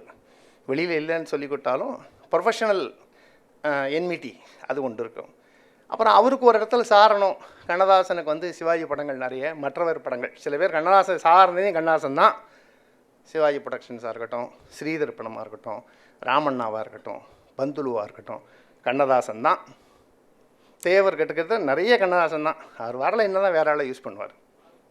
சின்னப்பா தேவர், பாலச்சந்தர், பின்னாட்களில் பாலச்சந்தர், ஆரம்பத்தில் வாலி வச்சிருந்தார், அப்புறம் கண்ணதாசன். ஆக எதுக்கு சொன்ன, அப்போ வாலிக்கு ஒரு ஸ்டாண்டு வேணும். அப்போ அதிகமாக எம்ஜிஆர் பக்கம். கண்ணதாசன் ஆக்சுவலாக சொல்ல போனீங்கன்னா சிவாஜிக்கு தான் அதிகமாக வாலி எழுதியிருக்காரு எம்ஜிஆரை விட. ஆனால் வெளியில் வந்து அப்படி சொல்லுவாங்க. நீங்கள் எண்ணிக்கை எப்படி பார்த்தா வாலி தான் அதிகம் சிவாஜிக்கு. அதே மாதிரி கண்ணதாசன் தான் அதிகம் சிவாஜிக்கு. ஏன்னா சிவாஜியுடைய படங்கள் அதிகம், குடும்ப பாங்கான படங்கள், எல்லா விதமான படங்கள், ஃபார்முலா படங்கள் மட்டும் இல்லாமல் நிறைய படங்கள் வந்து வித்தியாசமான படங்கள். ஒரு படத்தில் அப்பா அம்மா கோச்சிக்கிறது, இன்னொரு படத்தில் சகோதர சகதி, சகோதரன் ஏமாத்துறது, தங்கை மேத பாசம், பாசமலர் மாதிரி, அப்புறம் நண்பர் கூட சேர்ந்துட்டு நண்பருக்கு துரோகம், இப்படி குழந்தை இல்லாமல், அப்புறம் கை சரி இல்லாமல், கால் சரி இல்லாமல், இப்படி விதவிதமான கேரக்டர் கொடுக்கும்போது கண்ணதாசனுக்கு சாப்பாடு கிடைக்குது. விதவிதமாக பாட்டை எழுத முடியுது. ஃபார்முலா படம் ஒரே ஒரு லவ்வரு, அது வில்லனோட பொண்ணு, அவளை லவ் பண்ணணும், அவளே கனவு காணுவா, இது மாதிரி நீங்கள் என்ன பாட்டு எழுதிங்க, திரும்ப காதலை எழுதிங்க, ஒரு தத்துவம்னு ஏட்டு போயிட்டு இருக்கீங்க. ஆனால் சிவாஜிக்கு அந்த படங்கள் அமைஞ்சதுனால கண்ணதாசனுடைய பாடல்கள் நிறைய கிடச்சிது. அப்போ அனுபவங்கள் தான். அவன்டான் மணின்னு ஒரு படம், சிவாஜியுடைய 175 படம், அது வந்து சிங்கப்பூரில் ஷூட் பண்ணாங்க. அப்போ அந்த பாட்டு வந்து அந்த மே மாதம் அந்த படத்தில் வர மாதிரி ஒரு காட்சி அந்த இடத்துல. அப்போ அந்த மே மாதம் வரும்போது அங்கே வந்து பூக்கள்லாம் நல்லாயிருக்கும், அந்த சீன் நல்லாயிருக்கும். விஸ்வநாதன் சொல்கிறாரு, மே மாதம் வர்றதுனால மேன்னு பாட்டு அனுப்பாங்க. ஆனால் வேலை இல்லையாடா உனக்கு. சிவாஜி இவர் கண்ணதாசன் விஸ்வநாதன் ரொம்ப உரிமையோடு பேசுவார். வேலை இல்லையாடா, மே இது ஏப்ரல் இது, ஆடு தான் மேன்னு கத்தும். இல்லை எல்லா வரியிலையும் மேன்னு வந்தால் நல்லாயிருக்கும். அது மாதிரிலாம் எழுத முடியாது. அப்படின்னா அப்பப்போ அவரை ஏற்றி விடுறதுக்கு வாலி சொன்னால் உடனே எழுதிடுவான் அப்படின்னு சும்மாவாதே எம்எஸ் சொன்னான் கண்ணதாசனை தூண்டி விட்டுறதுக்காக. உடனே இவர் சரி என்னதான் பாட்டு, அன்பு நடமாடும் கலைக்கூடமே, ஆசை மழை மேகமே, கண்ணில் விளையாடும் எழில் வண்ணமே, கண்ணீர் தமிழ் மன்றமே, மாதவி கொடிப்பூவின் இதழோரமே, இப்படி மேன பாட்டு. அப்போ ஒவ்வொரு வரி அது பாருங்கள் 16 வரிகள் இருக்கும். ஒரு பல்லவி போக அனுபல்லவி வந்து ஒரு சரணம் கேட்டிங்களா, ஒரு 4 நாள் 8 நாளும் 12 வரிகள் இருக்கும். அத்தனையிலையும் மேன்னு இருக்கும். அப்போ ஒரு அனுபவம், அவன் சொன்ன உடனே எப்படி போடணும், இந்த ஒரே வார்த்தையை வச்சு விளையாடினது கண்ணதாசன் தான். அத்தான் என்னத்தான் அவர் என்னைத்தான், அது எவ்வளோ பெரிய, தனியாக போய் படித்து பாருங்கள். காமத்துப்பாலில் திருக்குறள் என்ன சொல்லியிருக்கோ அதை அப்படியே இருப்பார். சிலதை இமேஜினேஷனில் விட்டுருவார். அவர் என்னைத்தான் எப்படி சொல்வேன் அடி, அந்த என்னத்தான் ஒரு பாஸ் வேறு விஸ்வநாராமூர்த்தி கொடுப்பாங்க அந்த இசையில். அவ எப்படி சொல்வேன் அடின்னா என்னெல்லாமோ நடந்திருக்கு, but I cannot explain open. அந்த வார்த்தையை கண்ணதாசன் கொடுக்குறான். அதுக்கு விஸ்வநாராமூர்த்தி இசை, சுசீலாவுடைய குரல். படத்தில் கேட்க வேணாம் தேவிகா சாவித்திரின்னு. அதெல்லாம் படங்கள் சார், அதெல்லாம் பார்த்தா உருப்படியாக இருக்க முடியும், என்ன பண்ண முடியும். இன்றைக்கி ஒன்றும் பார்க்குற மாதிரியே இல்லை. படத்துக்கு வந்து அந்த காலத்தில் பேர் பார்த்திங்கன்னா பாலுமழமும், பாசமலர், புதிய பறவை, நீலவானம், நெஞ்சிருக்கும் வரை, நெஞ்சில் ஒரு ஆலயம் இருந்தது. இன்றைக்கி பரதேசி, போக்கிரி, ரவுடி, பிச்சைக்காரன், கொலகாரன். படத்துக்கு போனாலும் எங்கே போனால் இப்போ தான் பரதேசி, யாரா பரதேசி, இல்லை படம் பேருங்க. என்ன பண்ண முடியும், உங்களுக்கு கதை இல்லை, நடிப்பு இல்லை, பாட்டு இல்லை, படம் பேராத வைக்கலாம். இதுக்கு வேறு சிறப்பு பரிசு தமிழ் பேர் வச்சதுனால நாடு எங்கே போகுதுன்னே தெரியல. ஆக கண்ணதாசனுக்கு வந்து அந்த அனுபவம் எல்லா விஷயத்துலையும். ஒரு இடத்துல எம்ஜிஆருடைய ஒரு பாடல், அது படத்தில் வந்து பாடல் பதிவு நடக்கும், தேவர் ஃபிலிம்ஸு. எல்லோரும் வந்துட்டாங்க. வழக்கம் போல் அண்ணா லேட்டாக தான் வருவார். அண்ணா அது காரணம் ராத்திரி லேட்டாக அப்படியே படுத்துடுவார். இன்னொன்று தவறான தகவல் வந்து கண்ணதாசனமாக மொடாக்குடிய மாதிரி டாஸ்மாகில் உட்காண்ட மாதிரிலாம் சொல்லுவாங்க. அவர் வந்து அவருடைய அளவு என்ன உண்டோ அந்த அவுன்ஸ் தான் எடுத்துட்டார். அவர் ரெகுலராக மது அடிந்துவார், அவ்வளோதான். அவருக்குன்னு ஒரு இதெல்லாம் இருந்தது. அதாவது பாடல் எழுதும்போது மது அருந்தக்கூடாது, ஆன்மீக மேடையில் மது அருந்தக்கூடாது, இரவு படுக்கும்பொழுது நண்பர்களோடு இருக்கும்பொழுது மது அருந்தி பேசுவார். ஆனால் அந்த செருப்பு கட்டி தான் பாட்டை எழுதுவார். இதெல்லாம் வந்து அந்த சனாதன தர்மத்தை ஒழுங்காக பார்த்துன்னு இருந்த கவிஞனில் கண்ணதாசன் ஒருத்தன். ஆனால் அது அறகுறையாக யாரோ தெரிஞ்சுக்கிட்டா எப்போ பார்த்தாலும் மது எந்த அவன் தான் ஒத்துக்கிறான். நான் வந்து மது அருந்தினவன் தான், ஆனால் எப்போ எப்படி இருக்கணுங்கிறது எனக்கு தெரியும். இப்போ லேட்டாகுது. அப்போ அதுக்கும் சொல்லியிருக்காரு, எந்த பிரச்சனை வந்தாலும் எப்போ வந்தாலும் நீ லேட்டாகவே வரையா, சீக்கிரமாக வரமாட்டியா அப்படின்னு கேட்குறேன். என்ன செய்வது, உலகத்தில் எத்தனையோ மதங்கள் இருக்கின்றன. இந்து மதம் இருக்கிறது, புத்த மதம் இருக்கிறது, சமண மதம் இருக்கிறது, இஸ்லாமிய மதம் இருக்கிறது. எனக்கு பிடித்த மதம் தாமதம். கண்ணதாசன் மக்கள் ரசித்தாங்க. ஆக இந்த மாதிரி சொன்னோடனே மக்கள் சரி போ லேட்டாக வந்து பரவாயில்ல போ ஏன்னா அந்த அவனுடைய ஆளுமை இங்கிலீஷ்லேயே பேசுவாம்மா. வெளியில் நின்று யாரோ கதவை தட்டுறார் ப்ரொடியூசர் வீட்டில், கதவை திறக்கவே இல்லை. ஹூ இஸ் தேட் அப்படின்னு உள்ளேருந்து கேட்குறான். அண்ட் அவுட்ஸ்டாண்டிங் போயிட்டு ஸ்டாண்டிங் அவுட்டுங்கிறான். 5ஆம் கிளாஸ் படித்தவன். இதெல்லாம் வரணுமாண்ணா? அவன் சொன்னான், என்னடா இப்படிலாம் பேசுகிறேன்னா, எல்லாம் கலைமகளுடைய அருள். கண்ணதாசன் நான் எவ்வளோ கஷ்டப்பட்டேன்னு தெரியுமா? அந்த காலத்தில் தமிழை எப்படி படித்தேன் தெரியுமா? முத்தமிழறிங்க வித்தமிழறிங்க அந்த பேச்செல்லாம் எனக்கு வேணவே வேணாயா, நான் படித்தேன் தமிழ், அவ்வளோதான். இதுதான் கண்ணதாசன் அனுபவம். அந்த அனுபவத்தை சேர்க்குறான் பட்டத்தார் மாதிரி. அந்த அனுபவம் சேர்க்கிறது அருணகிரிநாதர் மாதிரி. அருணகிரிநாதருக்கு அப்படி தானே வந்தது. அக்கா சொந்த அவனுக்கு காமத்தை தவிர எதுவுமே தெரியாது அருணகிரிநாதருக்கு. 18ஆம் நூற்றாண்டு நடந்தது தானே அவர். யாரை பார்த்தாலும் எப்பயும் என்னடா வேலை பொழுது முடிஞ்சு இப்போ எப்படி டாஸ்மாகில் படுத்து கிடக்கணும், அது மாதிரி இவர் யாரை பார்த்தாலும் யார் கூடயாவது இருக்கணும், பெண்களோடு இருக்கணும். அதான் அருணகிரிநாதர். அவன் அப்பா அம்மா சாகும்போது ஒரே தம்பி அக்காட்ட சொல்லிட்டு போகிறான், அவன் என்ன பண்ணாலும் சரி நீ தயவுசெய்து அவனை பார்த்துக்கோ, அவன் மனசு நோவக்கூடாது. அம்மா அப்பா சொல்லிட்டு போயிட்டாளுன்னு அக்கா நீ எப்படி கெட்டாலும் பரவாயில்லன்னு கேட்கும் போதெல்லாம் காசை கொடுத்து இதையே பண்ணிவிட்டு கடைசியில் ரொம்ப நாள் கழிச்சு அவருக்கு உடம்பெல்லாம் வியாதி வந்து காசும் இல்லை, உடம்புலேயும் வியாதி. எங்கே போகிறது? ஒன்றும் பண்ண முடியல. யார்கிட்ட போனாலும் காசு இருக்கணும், இல்லை உடம்பாவது நல்லா இருக்கணும், ரெண்டும் இல்லை. ஆனால் என்ன பண்ணுறது என்ன பண்ண கோவப்பட்டு அக்காட்ட பேசுகிறது வரலாறு. இப்போ திருப்புகழ் மதிவண்ணன் இருக்கார், அவர் தெரிஞ்சிருக்கும். ஆக வரலாறு. அப்படி என்ன பண்ணுறதுன்னா அக்கா ஒரே வார்த்தை அதை சொல்லணுன்னு, உனக்கு பெண் தானே வேணும், நானும் பெண் தான், அவ்வளோதான். சென்சார் வார்த்தை தான், ஆனால் அது வாழ்க்கையில் தெரிஞ்சது. அப்படியே காலில் விழுந்தான், நீ தான் குருன்னு. எப்படி நிவேதிதாவை பார்த்துட்டு பாரதி காலில் விழுந்தானோ, பாரதிக்கு வந்து தேசிய குரு திலகர், வேறு யாரும் இல்லை, பாலகங்காதர திலகர் தான் பாரதிக்கு தேசியத்தில் அரசியல் குரு. ஆன்மீகத்துக்கு குரு குள்ளச்சாமியார். ஆனால் வாழ்க்கைக்கு குரு யார் தெரியுமா? நிவேதிதா. பெண். கல்கத்தாவுக்கு போகிறாரு, நிவேதாவை பார்க்குறாரு, மனைவியை கூட்டு வரலையான்னு கேட்குறா சகோதரி நிவேதா. பெண்கள் வீட்டில் இருப்பாங்க, அவங்களாம் அரசியல் கூட்டத்துக்கு எதுக்குன்னு பாரதி எல்லாரும் பேசுகிற மாதிரி. அப்போ உனக்கு அந்த பெண் விடுதலே இல்லாத போது நீ தேசியம் பற்றி பேசவே லாயக்கில்லை. பெண்ணுக்கு உரிமை கொடுக்காத நீலாம் எதுக்கு கவிஞர் அப்படிங்கிற காலில் விழுந்தான். என் கண்ணை திறந்தவான், நீ தான் எனக்கு குருன்ட்டான். ஆக அந்த பெண்ணுக்குள்ள மரியாதையும் அந்த அந்த கண்ணதாசனுக்கு வந்து அதே மாதிரி எண்ணம் இருக்குது. இப்போ என்ன பாட்டு சொல்ல வந்தேன்னா, அந்த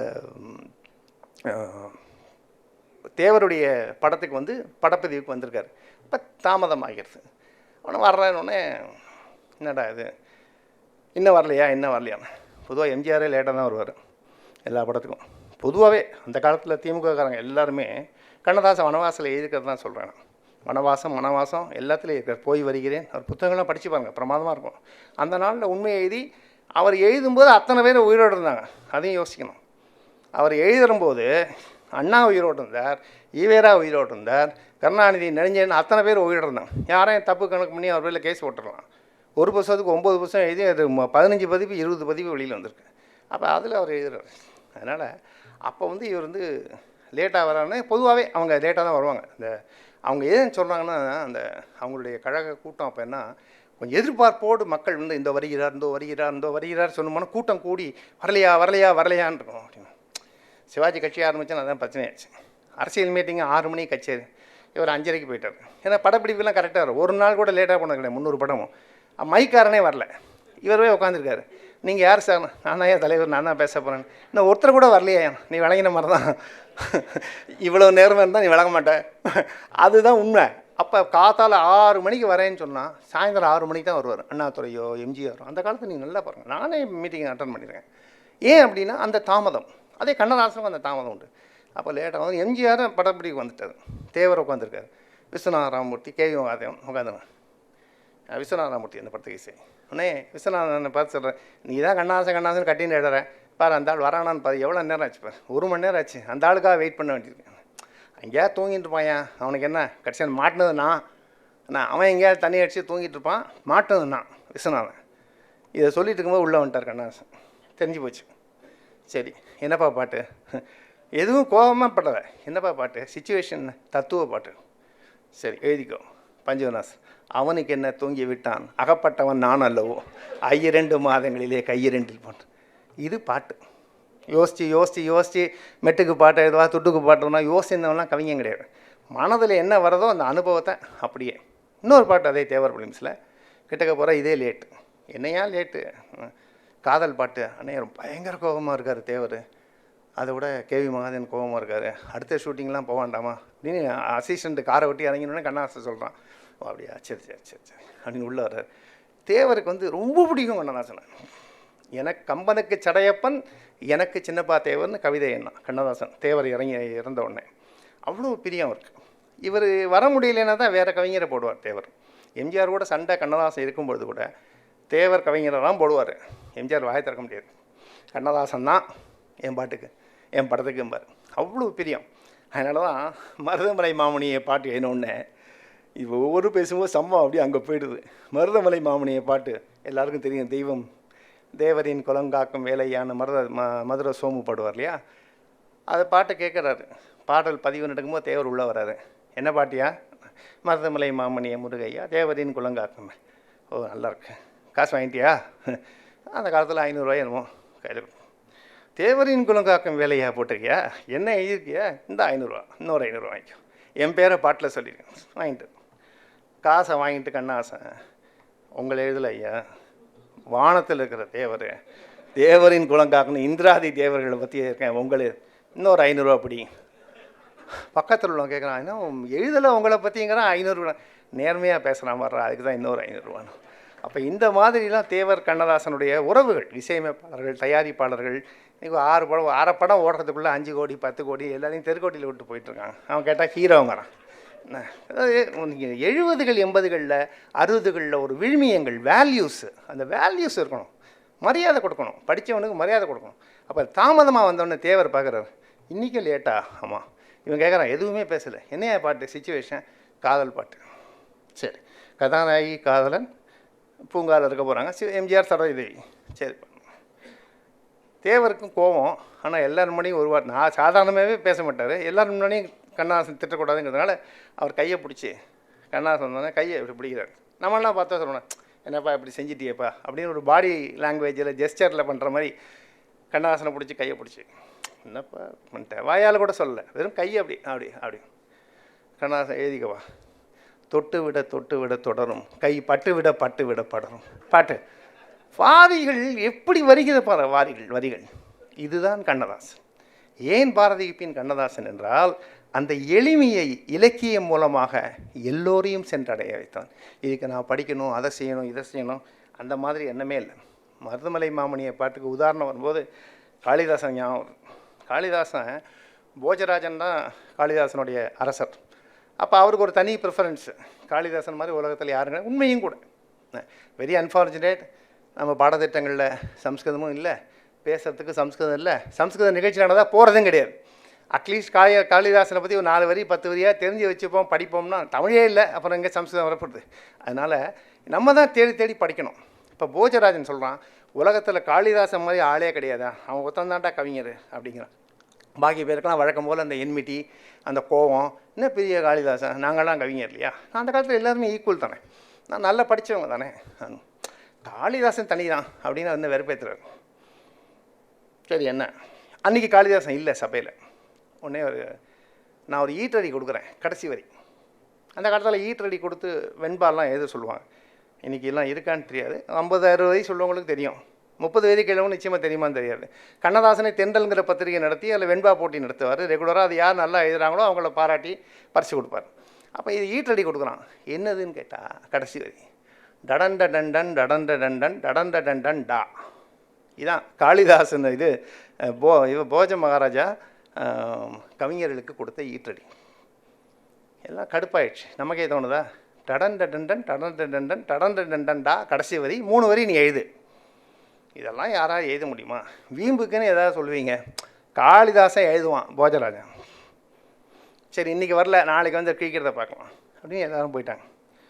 மறுநாள் காளிதாசன் வர்றார். நம்ம கண்ணதாசன் எப்படி வர்றாரோ அதே மாதிரி வரார். என்னப்பா ஈட்டடி? நேற்று நடந்ததெல்லாம் சொல்லலை, ஈட்டடி இது, டடண்ட டண்டன் டடண்ட டண்டன் டடண்ட டண்டன் டா எழுது. அவர் எழுதுறார், ராஜ்யாபிஷேக மதவிஹ்வலாயாக ஹஸ்தாச்சிதோ ஹேமகதஸ்தருண்யாக சோபான மாருகேஷு கரோதி சப்தம், சோபான மாருகேஷு கரோதி சப்தம் டடண்ட டண்டன் டடண்ட டண்டன் டடண்ட டண்டன். என்ன அர்த்தம் தெரியுமா அதுக்கு? அவர் எப்படி இமேஜின் பண்ணி ஒரு கவிதையை கொண்டுட்டார். யுவராஜாவுக்கு பட்டாபிஷேகம், அதான் வரி ராஜ்ய அபிஷேக, யுவராஜாவுக்கு பட்டாபிஷேகம். மதவிகலாயாக அதுக்கு என்ன பண்ணணும் அப்படின்னு கேட்டால் அபிஷேகம் பண்ணணும் யுவராஜாவுக்கு பட்டாபிஷேகத்துக்கு. அதுக்கு தங்க குடத்தில் ஜலம் எடுத்துன்னு வரணும். ஸோ தங்க குடத்தில் ஜலம் எடுக்கிறதுக்கு ஒரு யுவதி போகிறா, சின்ன வயசு வாலிப வயது உள்ள ஒரு பெண். அவள் தங்க குடத்தோடு அங்கே போய் அங்கே அரண்மனை கிட்டக்க இருக்கிற சின்ன பொய்கை, அந்த குளம், பொய்கைங்கிற வார்த்தையே இன்றைக்கி தெரியுமா தெரியாது, குளம், அந்த இடத்துலேருந்து தங்க குடத்துலேருந்து ஜலம் எடுத்துன்னு வரா. எடுத்து படி ஏறும்போது கால் தடுக்கி அந்த குடம் கீழே விழுந்துருது. அப்போ அவர் காளிதாசனுடைய வரிகள் பாருங்கள், யுவராஜா கும்பாபிஷேகம், இளம் யுவதி தங்கக்குடம் எடுத்துக்கொண்டு போகிறாள், தங்கக்குடம் தண்ணீர் எடுத்துக்கொண்டு வரும்போது படி தடிக்கு தங்கக்குடம் கீழே விழுகிறது. எப்படி விழுகிறது? டடன் டடன் டன் டடன் டடன் டன் டடன். இது காளிதாசன். இதுதான் கண்ணதாசன் பொன்னுக்குடி வைத்தியநாதன் இசையில் மருதமலை மாமணியே முருகையா அந்த பாட்டுக்கு மெட்டு கொடுப்பார். பொதுவாக நிறைய பேர் ஹார்மோனியத்தில் தான் கொடுப்பாங்க, விஸ்வநாதனோ கேவி மகாதேவனோ எல்லாருமே ஜீராமநாதனோ. குன்னக்குடி மட்டும் வயலின் ஸ்பெஷலிஸ்ட்னால வயலினில் தான் கொடுப்பார்.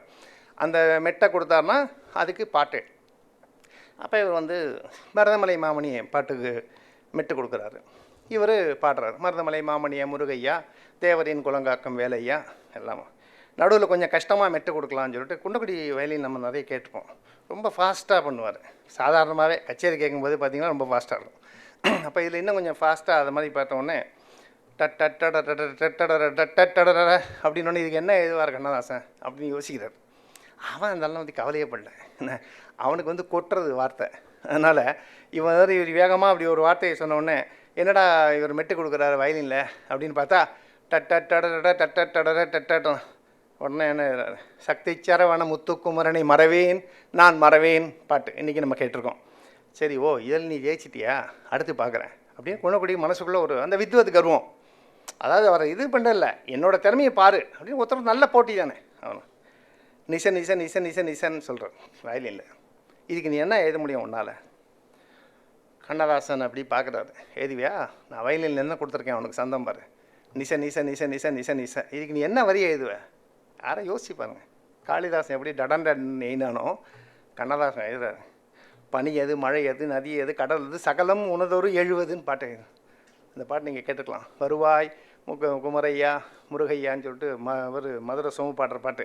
அந்த நிச நிச நிசங்கிறதுக்கு பனி எது, மழை எது, நதி எது, கடல் எது, சகலம் உணதொரு கருணையில் எழுவது அப்படின்னு பாட்டு எழுதுறார்.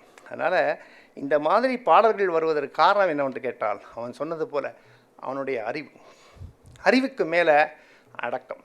அதற்கு பிறகு எனக்கு எல்லாம் தெரியுங்கிற எண்ணம் அவருக்கு கிடையவே கிடையாது. கண்ணதாசன் வாழ்த்துறை புஸ்தகம் எழுதினாலும் அணிந்துரை கேட்கும், ஐயாக்கெல்லாம் தெரிஞ்சிருக்கும், ராமநாதன் சாருக்கெல்லாம். யாராவது ஒருத்தர் போய் ஒரு புஸ்தகம் நானே ஐனேன்னு சொல்லிட்டு ஒரு கவிதை புஸ்தகம் எழுதி கண்ணதாசன் போய் ஒரு வாழ்த்துறை வாங்கினா நல்லாயிருக்கும். கண்ணதாசன் போய் பார்த்து வீட்டில் இருக்கும்போது அதை கார் கிட்டக்க நிற்கும்போது ஐயா நான் ஒரு கவிதை புத்தகம் போட்டிருக்கேன், நீங்கள் தான் வாழ்த்துறை கொடுக்கணும். சரி பாவம், அவ்வளோதான். எங்கேருந்து வரேன்? கூடுவாஞ்சேருந்து வரேன், செங்கல்பட்டுருந்து வரேன், மதுரையிலேருந்து வரேன். சரி படி வேகமாக இவர் பார்ப்பாராம், இந்த ராமகண்ணப்பன் பஞ்சம் என்ன பாட்டாக இருக்கான், ஒன்றுமே இல்லையா, குப்பனும் குளிக்க போனால் கூடவே நானும் போனேன், எப்படா வந்தேன், எப்படி பாட்டு, இதுக்கு போய் உங்கள்கிட்ட போய் அணிந்தரை கேட்டிருக்கான். அவன் என்ன அவன் பாட்டை எழுதி விமர்சனம் பண்ணி ரிசர்ச்சாக பண்ண சொன்னான். ஏதோ 2 வரி கண்ணதாசன் படித்தேன் நல்லா இருக்குன்னு சொன்னான்னா அவன் சந்தோஷப்பட போகிறான், 4 பேர் புஸ்தகத்தை வாங்குவான்னு வச்சுக்கிறான். நான் என்ன எழுத போகிறேன்? தம்பி நல்லா வளர வேண்டிய தம்பி, இன்னும் படித்து நன்றாக எழுத வேண்டும், அன்பன் கண்ணதாசன் 4 வரி எழுத போகிறேன். இதுக்கே அவனை போய் கஷ்டப்படுத்துகிறேன். மனசை பாருங்கள். அதாவது இவ்வளோ படித்திருந்தும் கூட அவனை பாராட்ட வேண்டும் என்பதற்காக அந்த மாதிரி நிறைய மனது உண்டு. அவர் வீட்டு வாசலில் வந்து மோர் வந்து 2 பானையில் இருக்கும். அந்த ராமகிருஷ்ணா ஸ்கூலில் வந்து படிச்சுட்டு வரவங்க பசங்கள்லாம் அந்த வெயில் நேரத்தில் ஏப்ரல் மே ஜூனில் மோர் குடிக்கும். கொண்டு விட்டுட்டே இருக்கணும் வீட்டில் அவங்க மனைவிமார்கள் 2 பேரும். அந்த மோர் வந்து வாசலில் 3 பானையில் இருக்கும். பசங்கள்லாம் வந்து பள்ளிக்கூடம் விட்டோன்னு ஓடி வந்து குடிச்சிட்டு, அப்போல்லாம் 2 மணி நேரம் இன்டர்வியூ, 12 மணிக்கு பள்ளிக்கூடம் தான், 2 மணிக்கு தான் மத்தியான கிளாஸு. ஸோ இங்கே வந்து ஒரு நாளைக்கு ஒரு ஸ்டூடியோலேருந்து வரும்போது ஒரு பானை காலியாக இருக்குது. கண்டாபிட்டே திட்டுற ஒய்ஃபை பார்த்து, ஏன் என்ன மோர் விட்டலை, பசங்கள்லாம் வந்து மோரில் நின்றுட்டு இருக்காங்க பாரு. அந்த மாதிரி ஒரு குழந்தைகள் மீது அன்பு, ஒரு தேசியம் தெய்வீகம் கலந்த ஒரு நெறி, நிறைய சொல்லலாம் அவரை. உதாரணத்துக்கு பாம்பே போகிறதுக்காக ஏர்போர்ட்டில் வெயிட் பண்ணுறாரு. அப்போ இன்சூரன்ஸ் அப்போ வந்து இப்போ மாதிரிலாம் கிடையாது, டிக்கெட்டில் ஆட்டோமேட்டிக்காக கழிச்சிக்கிறதெல்லாம் கிடையாது. ஏன்னா எங்கள் 17ஆவே யுனைடெட் இந்தியாவில் இருந்தார். அப்போ அந்த இதில் இருந்தார், ஏர்போர்ட் பிரான்ச்சில். அப்போ போய் பார்த்தோம்னா டிக்கெட்டு அங்கே வாங்கிட்டு அதுலேயே வந்து இன்சூரன்ஸ் தனியாக கட்டுறீங்களா சார்னு கேட்பான். இன்சூரன்ஸ் கட்டணும். 2 ரூபாயோ என்னமோ அந்த காலத்தில். நான் சொல்ல வந்து 70s 75ஸ்ல 2 rupees அந்த சிவப்பு கலர் நோட் இருக்கும். அந்த 2 ரூபாயை கொடுத்தா இன்சூரன்ஸ் எடுத்துவாங்க. சரி, நீங்கள் ஃப்ளைட்டில் போகிறீங்க, ஏதாவது ஆச்சுன்னா உங்கள் ஃபேமிலிக்கு வருவாங்கிறதுக்காக 2 ரூபா இன்சூரன்ஸ் கட்டணும். கண்ணதாசன்டையும் வந்து ஒருத்தர் வந்து இது மாதிரி கட்டணும். உடனே அப்படியா சரி எவ்வளோ ரூபா கட்டணும்னு கேட்டிருக்காரு. அது 2 ட்ரிப்பு ஏதோ சேர்ந்து வந்து 20 ரூபா ஏதோ கட்டணும். சரி, நான் கட்டலை அப்படின்னா, இல்லை எல்லோரும் கட்டியிருக்காங்க, நீங்கள் இன்சூரன்ஸ் கட்டாமல் எப்படி, நீங்கள் ஒருத்தர் தான் ஃப்ளை பண்ண போகிறீங்க, பாக்கி எல்லாருமே இன்சூரன்ஸ் கவர் பண்ணி தான் போயிருக்காங்க. அதனால் அந்த 20 ரூபா நோட்டை எடுத்து, அந்த 20 அப்போ நோட்டு கிடையாது, 20 ரூபாயை வாங்கி அந்த கடைக்காரன்ட்ட ஏர்போர்ட்டில் உள்ள கடையில் போய் 1 ரூபா வாங்கிட்டு வேணும். அந்த காலத்தில் 1 ரூபாய்க்கு எவ்வளோ மரியாதைன்னு தெரியும், 1 ரூபாய்க்கு எவ்வளோ சாமான் வாங்கலான்னு தெரியும். 1 கிலோ ஜீனி வாங்கலாம் ஒரு காலத்தில், 1 ரூபா 10 பைசா. நான் வாங்கியிருக்கேன். என்ன 1 கிலோ நல்லெண்ணெய் 3 ரூபா, எல்லாம் 75 அப்போ அந்த 1 ரூபாயை வாங்கி அந்த ஏர்போர்ட்டில் வேலை பார்க்குற டாய்லெட்டில் இருக்கிற எல்லாருக்கும் கொண்டு கொடுன்ட்டார். அங்கே இருக்கிற எல்லாருக்கும் ஒவ்வொரு 1 ரூபா, மிச்சம் இருந்தால் 2 ரூபா கொடுத்துட்டார். சொன்னாராம், இவருடைய வாழ்த்துக்கள் என் உயிரை காப்பாற்றும், இன்சூரன்ஸை காப்பாற்றுறது. அது ஒரு மனிதன் கவிஞனுக்கு அப்பாற்பட்டு அந்த எண்ணம் இருக்கணும். அதுதான், நான் வரமாட்டேன், இவ்வளோ ரூபா கொடுத்தா தான் வருவேன், என் புத்தகத்தை வாங்கினா தான் நான் பதிப்புக்கு வருவேன், இப்படிலாம் பேசுகிற கவிஞர்கள் என்று சொல்லிக்கொள்கின்ற மனிதர்கள் மத்தியிலே கவிஞனாக இருந்தவன் கண்ணதாசன். நிறைய விஷயங்கள் உதாரணத்துக்கு சொல்லலாம். அவரை இந்த மாதிரி இது ஏதாவது ஒரு நல்ல விஷயங்கள் வேண்டும் என்றாலும் சரி, யாரையாவது பாராட்ட வேண்டும் என்றாலும் சரி, அவ்வளோ பாராட்டுவார். திருப்பரங்குன்றத்தில் நீ சிரித்தால் திருத்தணி மலை மீது எதிரொலிக்கும்னு பாட்டு பூவை செங்குட்டு ஒன்றுத்தரையினர். அவருக்கு அது மொதல் பாட்டு அதான் ஹிட் ஆச்சு. அதுக்கு முன்னாடி என்ன, அவர் திமுகவில் இருந்தார், SSRடைய பிஏவாக இருந்தார். நான் அவரை சந்தித்து நிறைய நேரம் பேசியிருக்கேன். அப்போ வந்து திருப்பரங்குன்றத்தில் நீ சிரித்தால் திருத்தணி மலை மீது எதிரொலிக்கும், நல்ல வார்த்தையாக இருக்கே, இதெல்லாம் டிஎம்கேல இருந்தால் தான் இந்த தமிழ்லாம் வரும் அப்படின்னாராம் கண்ணதாசன். கழகத்தில் இருந்தால் தான் இந்த தமிழ்லாம் வரும், திருத்தணி மலை மீது எதிரொலிக்குங்க, யார் அவன், நல்லாவே பண்ணியிருக்கா, பாராட்டுகள் அப்படின்னா. பூவை செங்குட்டு சொன்னேன், இப்படி என்ன பாராட்டின்னு தான் எனக்கு பெரிய விஷயம் அப்படின்னு. இந்த பாராட்டுகள் அப்படி இருக்கணும். அது மாதிரி இன்னொருத்தரை கூட பாராட்டினா பாரு, அது மாதிரி அப்துல் ரஹ்மானை பாராட்டியிருக்கேன்னு சொல்லுவார், வாலியை நிறைய பாராட்டியிருக்காரு, பட்டுக்கோட்டையை மனம் திறந்து பாராட்டியிருக்காரு. ஆக அந்த இதெல்லாம் எதுக்குன்னு சொல்கிறேன்னா, கவிதைக்கு மீறி அந்த மனம். அப்போ வந்து அனுபவம். நான் சொல்லிட்டு இருந்தேன், ஒன்றும் அண்ணாதுரையோடு பாண்டிச்சேரியில் காரில் போயிட்டுருக்காரு. காரில் போயிட்டுருக்கும்போது ரொம்ப க்ளோஸு. ஒரு காலத்தில் திமுக ஆரம்பித்த காலங்களில் 50களில் கழகத்துக்கு நெருக்கமாக இருந்து, அதாவது அண்ணாதுரைக்கு நெருக்கமாக இருந்து திமுகவிற்காகவும் அண்ணாவிற்காகவும் உயிரை, உடலை, பணத்தை கொடுத்தவர்கள் பார்த்திங்கன்னா கண்ணதாசன், சிவாஜி கணேசன், SS ராஜேந்திரன், EVK சம்பத், இவங்களாம் தான். அதுக்கப்புறம் தான் பின்னாடி வந்தவங்களாம். இது நான் எழுதலை, மனவாசம் எல்லாத்தையும் கண்ணதாசன் இருக்கு, SSR இருக்காரு. அண்ணாதுரை ஒன்று ஆனால் அப்படியே ஓடி போய் விழுந்துவாங்க, சிவாஜியோ SSRஓ கண்ணதாசனோ. கண்ணதாசனுக்கு வந்து அண்ணாதுரை வந்து அவ்வளோ பிரியம். அண்ணா 40ன்னு பாட்டேன், இன்னா 40 இனிவே 40, அண்ணா 40ன்னு பாட்டேன். அண்ணாவை பற்றி எவனா குத்தம் சொன்னால் அவ்வளோதான். அந்த காலத்தில் ஒரு நிகழ்ச்சிக்கு தேப்போ மீனாட்சி சுந்தரம் பெரிய தமிழறிஞர், அவர் வரணும், அண்ணாதுரையும் வரணும். 1 மணி நேரம் ஆச்சு, 10 மணி ப்ரோக்ராமுக்கு தேப்போமி வந்து உட்காந்துருக்காரு 9:30. அண்ணா 11 மணி வரை வரவே இல்லை. என்னையா 1 மணி நேரம் ஆச்சு, இந்த ஆள் என்ன இப்படி லேட்டாக்குறானே அப்படின்னு தேப்போமி சொன்னார். மைக் எடுத்துகிட்டு கண்ணதாசன், ஆடியன்ஸ்லாம் உட்காந்துருக்கேன், அண்ணா வருகிறார் என்றால் கென்னடியே காத்திருப்பார், நீ என்ன மீனாட்சி சுந்தரம் உட்காரு. அண்ணா மேலே அவ்வளோ வெறி. அப்படிலாம் பாரதிதாசன் அண்ணாதுரைக்கு வேறுபாடு. அண்ணாதுரையை பற்றி கண்ணா பின்னான்னு குயிலுங்கிற பத்திரிக்கை நடத்தி வந்த பாரதிதாசன், எல்லாம் வரலாறு புத்தகத்தில் இருக்குது, நானும் எதுவும் சொல்லலை. அதில் அவர் சொல்கிறாரு, வனவாசம் அந்த இதில் குயில் பத்திரிகையில் அண்ணாதுரையை பற்றி கொஞ்சம் எழுதிட்டார் கோவப்பட்டு. உடனே இவர் எழுதுறாரு பாரதிதாசனை பற்றி, கண்ணதாசன் பாரதிதாசனை பற்றி எழுதுறாரு, கிழக்குயிலே கூவுவதை நிறுத்து, அண்ணாவை பற்றி சொல்ல நீ யார். பாரதிதாசன் கிழவர், அவர் நடத்துகிற பத்திரிகை குயில் சேர்த்து போடுறாரு, கிழக்குயிலே நீ நிறுத்து. எப்படின்னா அந்த அளவுக்கு அண்ணா மேலே அவ்வளோ. அப்புறம் அண்ணாவை பற்றி பாட்டை என்னது, சினிமா என்னது, தனி கதை. ஆனால் அதையும் சொல்கிறேன். ஆனால் இந்த அனுபவத்தை காரில் போயிட்டுருக்காரு பாண்டிச்சேரியில். அப்போ அந்த காலத்துலாம் ஒரு கடலை வாசலில் நிப்பாட்டி அந்த வழியில் வந்து ஏதாவது ஒரு கடலை, அப்புறம் அந்த இது இப்போ எப்படி கரும்பு ஜூஸ்லாம் குடிக்கிறோமோ அது மாதிரி இந்த சுண்டல் பட்டாணி அதெல்லாம் வாங்கி சாப்பிட்டு, இப்போ அந்த கடலையை வாங்கி 2 பேரும் சாப்பிட்றாங்க, அண்ணாதுரையும் கண்ணதாசன். சாப்பிட்டு முடிச்சோன்னா அந்த பேப்பரு, அது ஏதாவது ஒரு பாட புத்தகம் இருக்கும். அந்த காலத்தில் நாலடியார், ஜீவக சிந்தாமணி, எனக்கு கிழிஞ்ச புத்தகம் தானே இருக்கும். அது படி எங்கள் அப்பாலாம் அந்த புக்கு படிப்பு நான் பார்த்துருக்கேன். கடலை வாங்கி அதில் என்ன இருக்குதுன்னு பார்ப்பாரு, ஏதோ 2 வரியாவது அதில் இருக்குண்டா வாழ்க்கைக்கும் பாரு. அது எனக்கும் அந்த பழக்கம் இன்றைக்கும் உண்டு. எது வாங்கினாலும் அது இல்லாத பின்னாடி முன்னாடி ஏதாவது 2 வரி இருக்கா, யாராவது எழுது இருக்கான்னு. அப்போ இவர் வந்து அந்த கடலை வாங்கி பார்த்தோன்னே அதை சாப்பிட்டு முடித்தோடனே பார்த்தா, கல்லைத்தான் காய்ச்சித்தான் குடிக்கத்தான் கற்பித்தானான்னு ஒரு பழம்பாடல். கல்லைத்தான் காய்ச்சித்தான் குடிக்கத்தான் கற்பித்தானான்னு பாட்டு எழுதியிருக்கான். என்ன அழகாக ரித்தம் வந்திருக்கு பார்த்தியா சந்தம், நீ சினிமாவுக்கு பாட்டு எழுதுறேங்கிற அப்படின்னு கண்ணாசனம் உசு பேசுகிற அண்ணாத்தில். அவன் கோச்சிக்கல, காதலை வாங்கிட்டார். ஒரு மாதம் கழித்து ஒரு ஷூட்டிங்கு, அடுத்த பாடல் பதிவு. அவர் காதலில் ஒரு தோழி வந்து இன்னொரு தோழியுடைய காதலை பற்றி ரசித்து பாடணும் அப்படின்னு வருது. யோசிக்கிறாரு, அண்ணாத்துறை அன்றைக்கி ஏதோ சொன்னார் நம்மளை, கல்லைத்தான் காய்ச்சித்தான் குடிக்கத்தான் கற்பித்தான், சரி என்ன பண்ணலாம் அப்படின்னு யோசிக்கிறார்.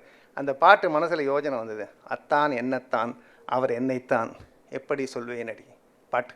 அந்த தான் அவர் அந்த கல்லைத்தான் சொன்னதை மனசில் வாங்கினார். அப்படியே அது ஏன்னா அவர் சொல்கிறாரு, அனுபவம் தான் வாழ்க்கை, பிறப்பில் வருவது யாதென கேட்டேன் பிறந்து பாருன்று இறைவன் சொன்னான், இறப்பிற்கு பின் யாதென்று கேட்டேன் இறந்து பாருன்று இறைவன் சொன்னான், படிப்பென இருப்பது யாரென்று கேட்டேன் படித்து பாருன்று இறைவன் சொன்னான், அறிவென்பது யாரென்று கேட்டேன் அறிந்து பாருன்று இறைவன் சொன்னான், அன்பென யாரென்று கேட்டேன் அழித்து பாருன்று இறைவன் சொன்னான், மனையாள் சுகம் யாரென்று கேட்டேன் மணந்து பாருன்று இறைவன் சொன்னான், பிள்ளை என்பது யாரென்று கேட்டேன் பெற்று பாருன்று இறைவன் சொன்னான். அட என்னையா எதை கேட்டாலும் அனுபவிச்சு தான் வாழணும்னா நீ எதுக்குடா அப்படின்னு கேட்குறான் ஆண்டவனே. அனுபவித்து அதுதான் வாழ்க்கை என்றால் ஆண்டவனே நீ எதற்கு என்று ஆண்டவன் அருகே அழைத்து சொன்னான், அந்த அனுபவம் என்பதை நான் தான் என்று. அந்த அனுபவம் தெய்வீகம்.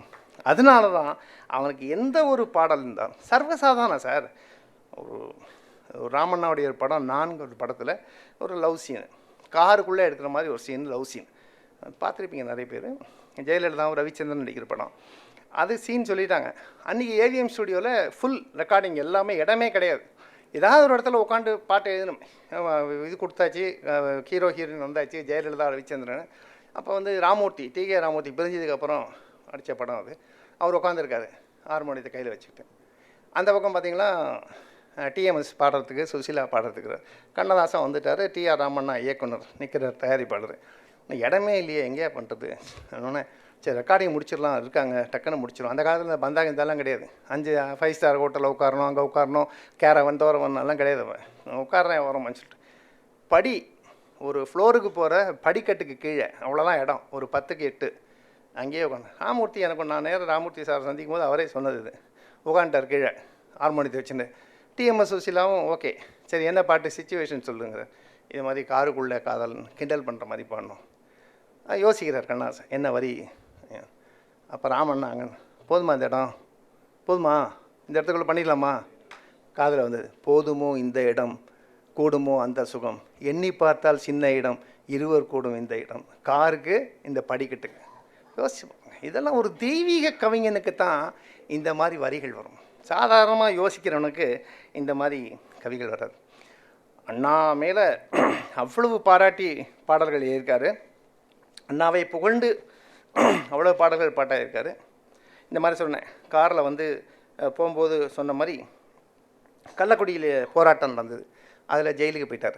அந்த ஜெயிலில் பாடலாம் மாங்கனின்னு ஒரு அற்புதமான கவிதை, தைப்பாவைன்னு ஒன்று. அதுக்கப்புறம் வந்து இல்லற ஜோதிங்கிற படத்துக்கும் கதை வசனம் அவர் தான் எழுதி அமைச்சார். அதில் தான் அவருக்கும் கருணாநிதிக்கு உரசல் வந்தது. ஆனால் எதுக்கு சொல்ல வரேன், அவர் மட்டும்தான் கைது செய்யப்பட்டு உள்ளே உட்காண்டார், ரொம்ப கஷ்டப்பட்டார். அதை பற்றி எழுதியிருக்காரு. தண்டவாளத்தை வச்சு படத்தில் நான் மாட்டினேன் அப்படின்னு அவர் வனவாசத்தில் எல்லாம் எழுதியிருக்காரு. அதில் தைப்பாவை பற்றி எழுதும்போது மார்கழிக்கு பெண்ணாக மாசிக்கு தாயாக பேர்கொழிக்கு வந்த பெட்டகமேங்கிறார். இந்த தை மாதத்துக்கு என்ன அழகான ஒரு வித்தியாசமான விளக்கம் பாருங்கள். மார்கழிக்கு பெண்ணா, ஏன்னா மார்கழி முதல்ல வருது இல்லை, தைக்கு முன்னாடி. அதுக்கப்புறம் மாசிக்கு தாய், தைக்கு அப்புறம் மாசி. ஸோ மாசிக்கு அம்மா, மார்கழிக்கு பொண்ணு யாருன்னு கேட்டால் தை. மார்கழிக்கு தாயா பெண்ணாக மாசிக்கு தாயாக பேர்கொழிக்கு வந்த பெட்டகமே தைப்பாவாய். இப்படி ஒவ்வொரு வார்த்தைகள் அவன் என்ன அனுபவத்தில் இருக்கிறதோ அது அப்படியே. மாணிக்க வாசகர் வந்து காதார் குழையாட பைம்பூன் கலனாட கோதை குழலாட வண்டின் குழாமாட சீதப்புணலாடி சிற்றம் மணலாடி திருவம்பாவையில் பாட்டு எழுதுறாரு. இவருக்கு அதை பாட்டு மனசில் என்றைக்கோ படித்தது ஞாபகம் வருது. ஏதோ ஒரு பாட்டு, காதல் பாட்டு, கட்டோடு குழலாட ஆட கண்டண்டு மீனாட ஆட. யோசிச்சு பாருங்கள், அந்த ஆட ஆட ஆடங்கிற வார்த்தை அப்படியே மனசில் பதியுது. அப்படியே இது வந்து காப்பின்னு சொல்லுவாங்களா, சில பேர் சொல்லுவாங்க. இப்போ பாரதிக்கு அப்புறம் கண்ணதாசனான்னு ஒரு 2 பேர் பேசுவான் பட்டிமன்றம். அதே மாதிரி இன்னொருத்தனை சொல்லுவான், சார் அவர் நிறைய இலக்கியம் இருந்து எடுத்தார், இலக்கியத்துலேருந்து எடுத்தார். அவர் மனதில் பதிஞ்சதை எடுத்து கொடுத்தாரு. அப்படியே என்ன ஜெராக்ஸ் எடுத்தாரா இல்லை வந்து பெஞ்ச் மார்க் பண்ணாரா? யோசிச்சு பாருங்கள். மனதில் உள்ளது எல்லாருக்கும் சென்றடைய வேண்டும். நான் நல்ல புராணம் படிக்க முடியுமா? நான் பெரிய புராணம் படிக்க முடியுமா? கம்பராமாயணம் படிக்க முடியுமா? அப்படி பேசுகிறவர் அது என்ன உண்டோ அது அப்படியே. உதாரணத்துக்கு முப்பரிமாணம்னு தமிழில் ஒரு சொல் இருக்கு, ரொம்ப அழகான சொல்லுது. அதை வந்து ஆண்டாள் உபயோகிச்சிருக்கா. 8ஆம் நூற்றாண்டில் ஆண்டாளை பற்றி படிக்காதவன், ஆண்டாளை பற்றி தெரியாதவன் என்ன வேணால் விமர்சனம் பண்ணலாம். ஆனால் 8ஆம் நூற்றாண்டில் ஒரு சிறு பெண் ஸ்ரீவில்லிபுத்தூருங்கிற கிராமத்தில் என்ன தமிழ் சார் அது? அது சில தமிழ் அந்த காலத்தில் உள்ளது இப்போ வந்து வழக்க மொழியில் இல்லைன்னு சொல்லலாம். அப்படிலாம் இருக்கா? 8ஆம் நூற்றாண்டில் தமிழ் இன்றைக்கும் பேசி கொண்டிருக்கிறோம். 5000 வருடங்களுக்கு முன்னால் பகவத்கீதையும் வேதங்களையும் இன்றைக்கும் பேசிக்கணும். பொருத்தமாக இருக்கிறது திருக்குறள் போல. அதுதான் வாழ்க்கை, அதுதான் சத்தியம், அதுதான் தொடர்ந்து இருக்கக்கூடிய தத்துவம். அப்போ ஆண்டாள் என்ன சொல்கிறான்னு பார்த்தீங்கன்னா, சிற்றம் சிறுகாலை வந்துன்னை செய்வித்து உன் பொற்றாமரை ஏன் போற்றுன் கொள்கிற. சிற்றம் சிறு காலைங்கிறான். அதுக்கு என்ன இத்தனை அப்ஜெக்டிவ்? காலை தானே, காலை சிறுகாலை, சிற்றம் சிறுகாலை. அது என்ன டெஃபினிஷனு? காலைனா 5 to 6, சிற்றம் சிறுகாலைனா 4 to 5, சிற்றம் சிறுகாலை, சிற்றங்கிறது 3 to 4 பிரம்ம முகூர்த்தம். அப்போ பிரம்ம முகூர்த்தத்தில் எவன் எழுந்திருக்கிறானோ இன்றைக்கி விஞ்ஞானமும் கண்டுபிடிச்சிருக்காங்க. இப்போ ராத்திரி 12 மணி 1 மணி வரை வாட்ஸ்அப்பு, அதுக்கப்புறம் தம் பிரியாணி ஆர்டர் பண்ணி வீட்டில் சாப்பிட்டுட்டு காலைல வச்சுட்டே தூங்கிட்டு காத்தால ஏர்லி மார்னிங் 8 or 9 எழுந்திருக்கிறதே பெரும்பாடாக இருக்குது. அப்போ நம்ம எங்கே இந்த சிற்றம் சிறுகாலை கண்டுபிடிக்கிறது? அப்போ சிற்றம் சிறுகாலையில் காலை என்பது ஒரு 5 to 6, இது 4 to 5, 3 to 4, சிற்றம் சிறுகாலை. அழகான இது முப்பரிமாண சொல். அதே மாதிரி இவரும் போட்டிருக்காரு திருவம்பாவையில், ஒள்ளித்திருநகையாய் இன்னம் புலந்தின்றோ வண்ணக்கிழிமொழியார் எல்லாரும் வந்தாரோ எண்ணிக்கொண்டுள்ளவா சொல்லுகோம் அவ்வளவும் கண்ணை துயின்றமே காலத்தை போக்காதே விண்ணுக்கொரு மருந்தை வேத விழுப்பொருளை கண்ணுக்கு இனியானேங்க. சிவனை பத்து என்ன ஒரு அழகான வார்த்தை. சிவன் யாருன்னா கண்ணுக்கு இனியானா. இந்த வார்த்தையை பெண்பாலாக யூஸ் பண்ணுறாருன்னா பார்த்த சாரதி. சத்திய வெள்ளத்தும் ஒரு நாவல் வந்தது, அற்புதமான நாவல். அந்த சத்திய வெள்ளத்தில் கதாநாயகி பேர் என்னென்னா, நாங்களாம் பள்ளிக்கூடத்தில் படிக்கும்போது படித்த நாவல், கல்கியில் வந்தது, கண்ணுக்கினி ஆள். கதாநாயகன் பேர் பாண்டியன். அண்ணாச்சின்னு காமராஜ் வச்சு அன்றைக்கி அண்ணாமலை பல்கலைக்கழகத்தில் பட்டம் கொடுக்கும்போது நடந்த நிகழ்ச்சியை வச்சு நான் பார்த்து சார்த்தி மிக தைரியமாக என்ன நாவல் சத்திய வெள்ளம். அதில் கண்ணுக்கினியாள்னு பார்த்தேன். இதில் என்ன சொல்கிறாருன்னா திருவம்பாவையில் இவர் மணிவாசகர்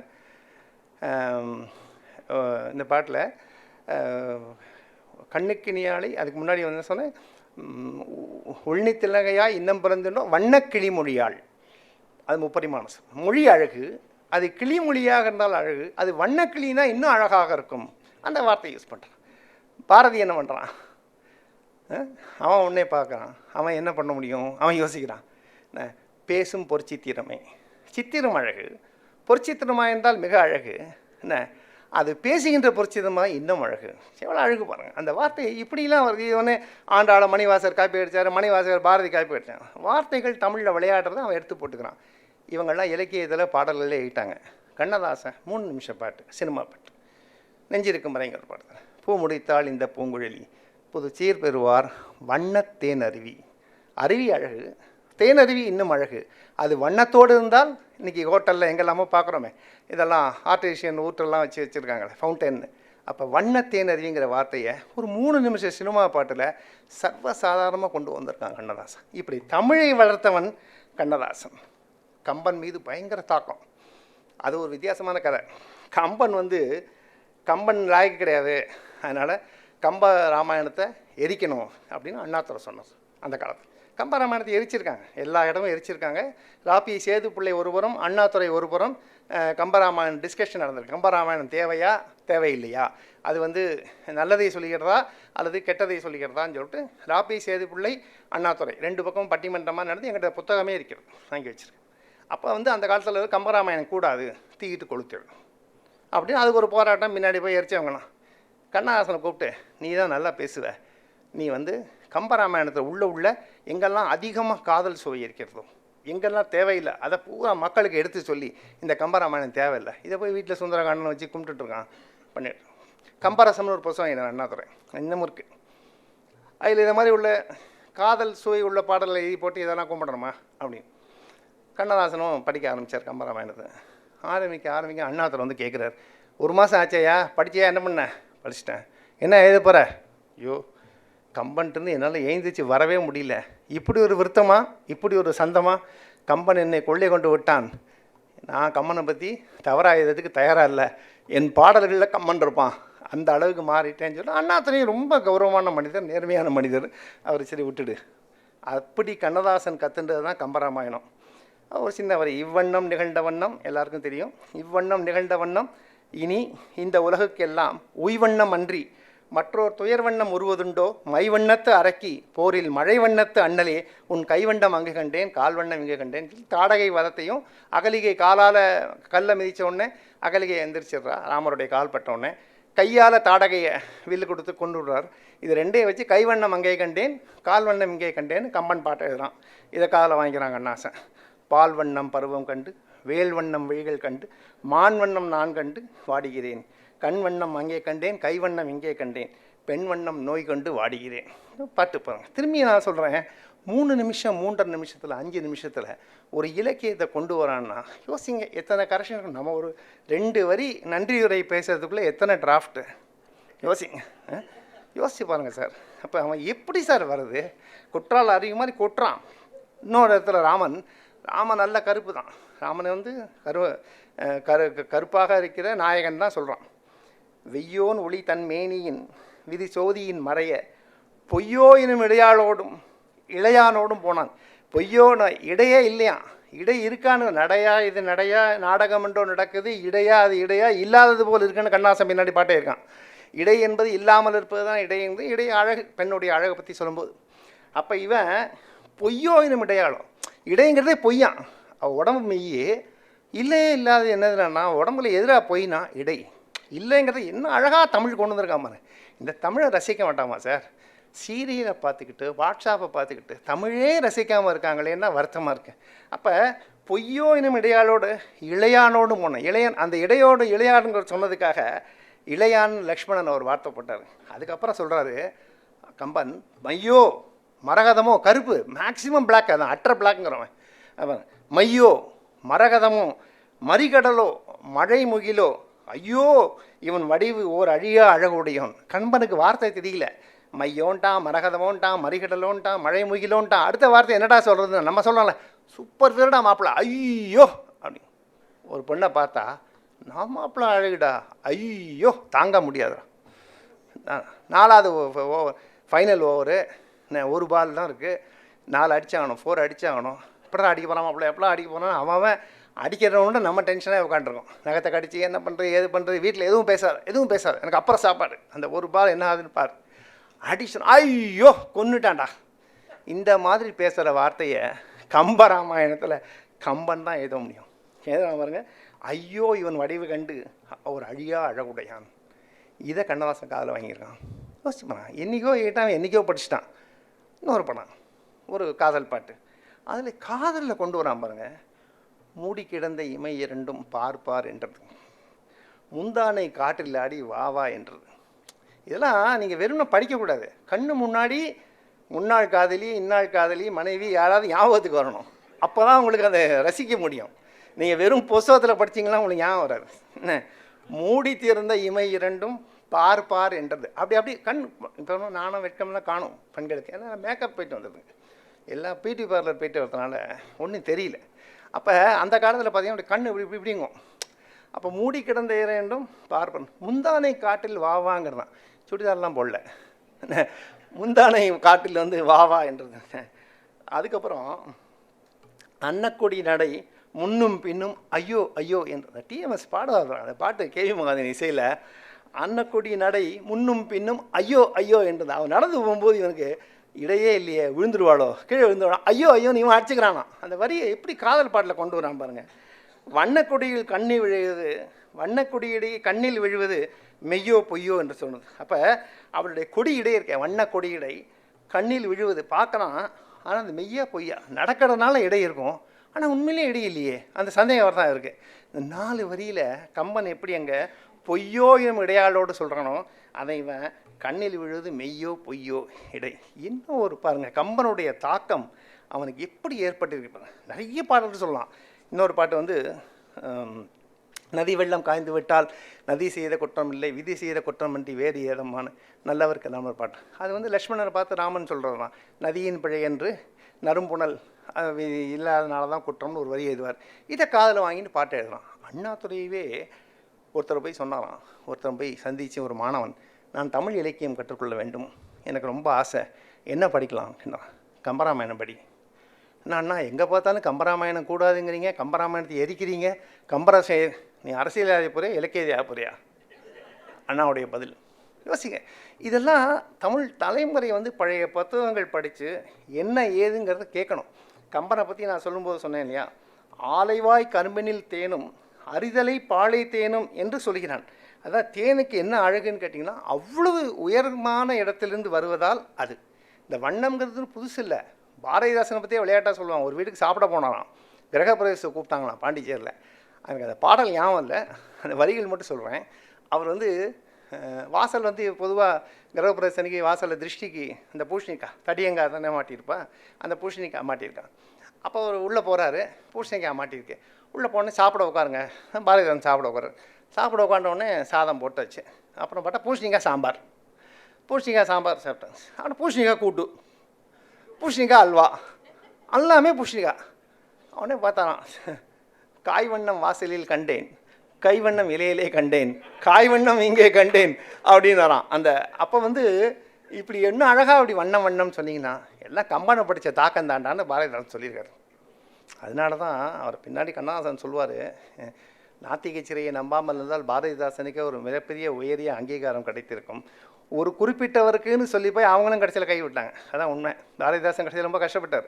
ஆக எதுக்கு சொல்ல வரேன்னா, ஐயரேன்னு தான் கூப்பிடுவார் பாரதியை. பாரதி மேலே அவ்வளோ உயிர். பாரதி எவனால் குத்தஞ்சோன்னா அவ்வளோ கோவம் வந்துடும். அப்படி இருந்த பாரதிதாசன் அவருடைய பாடல்கள் படித்தவர்கள், ஒரு இளைஞர்கள், ஒரு ஒரு புரட்சி மாதிரி என்ன இருக்கணும், ஒரு காதலில் கொஞ்சம் இதாக இருக்கணும், படிக்கலாம். நிச்சயமாக அதுக்கு ஒரு அறிஞர் கிட்டக்க வேணும், இதுக்கு என்ன அர்த்தம்னு கேட்கணும். ஆனால் கண்ணதாசனுக்கு பாரதி மாதிரி அப்படியே கேஷுவலாக போய்டும். இந்த வண்ணம் ஒன்றும் புதுசு இல்லை. கண்ணதாசன் சொல்லுவார், ஏற்கனவே 11ஆம் திருமுறையில் தேவாரத்தில் வந்துருச்சு.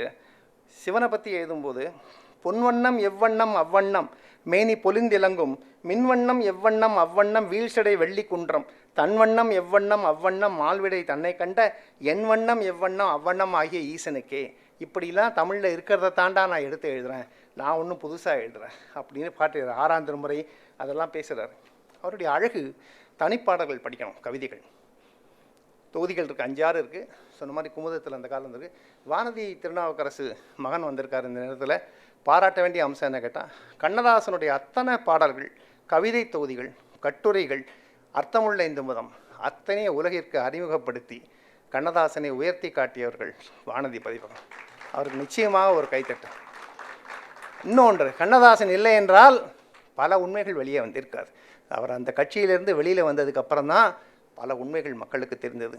அவர் ஆன்மீகம் பேசும்போது மக்களுக்கு ஒரு எழுச்சி வந்தது. ஒரு கிருபானந்த வாரியார் கொடுக்காத எழுச்சியை, ஒரு அனந்தராம தீட்சிதர் கொடுக்காத எழுச்சியை கண்ணதாசன் கொடுத்தார். நான் சொல்லலை, காஞ்சி மகாபரிவாசன் அர்த்தமுள்ள இந்து மதத்தை கொண்டு போய் வாழ்த்துறை கேட்கறதுக்கு யோசிக்கிறார். நான் போய் கேட்கலாமா? ஏன்னா நான் என்ன கண்ணதாசனை எல்லாருக்கும் ஒன்றே என்ன செய்யுது, இந்த தமிழ்லாம் ஞாபகத்துக்கு வராது.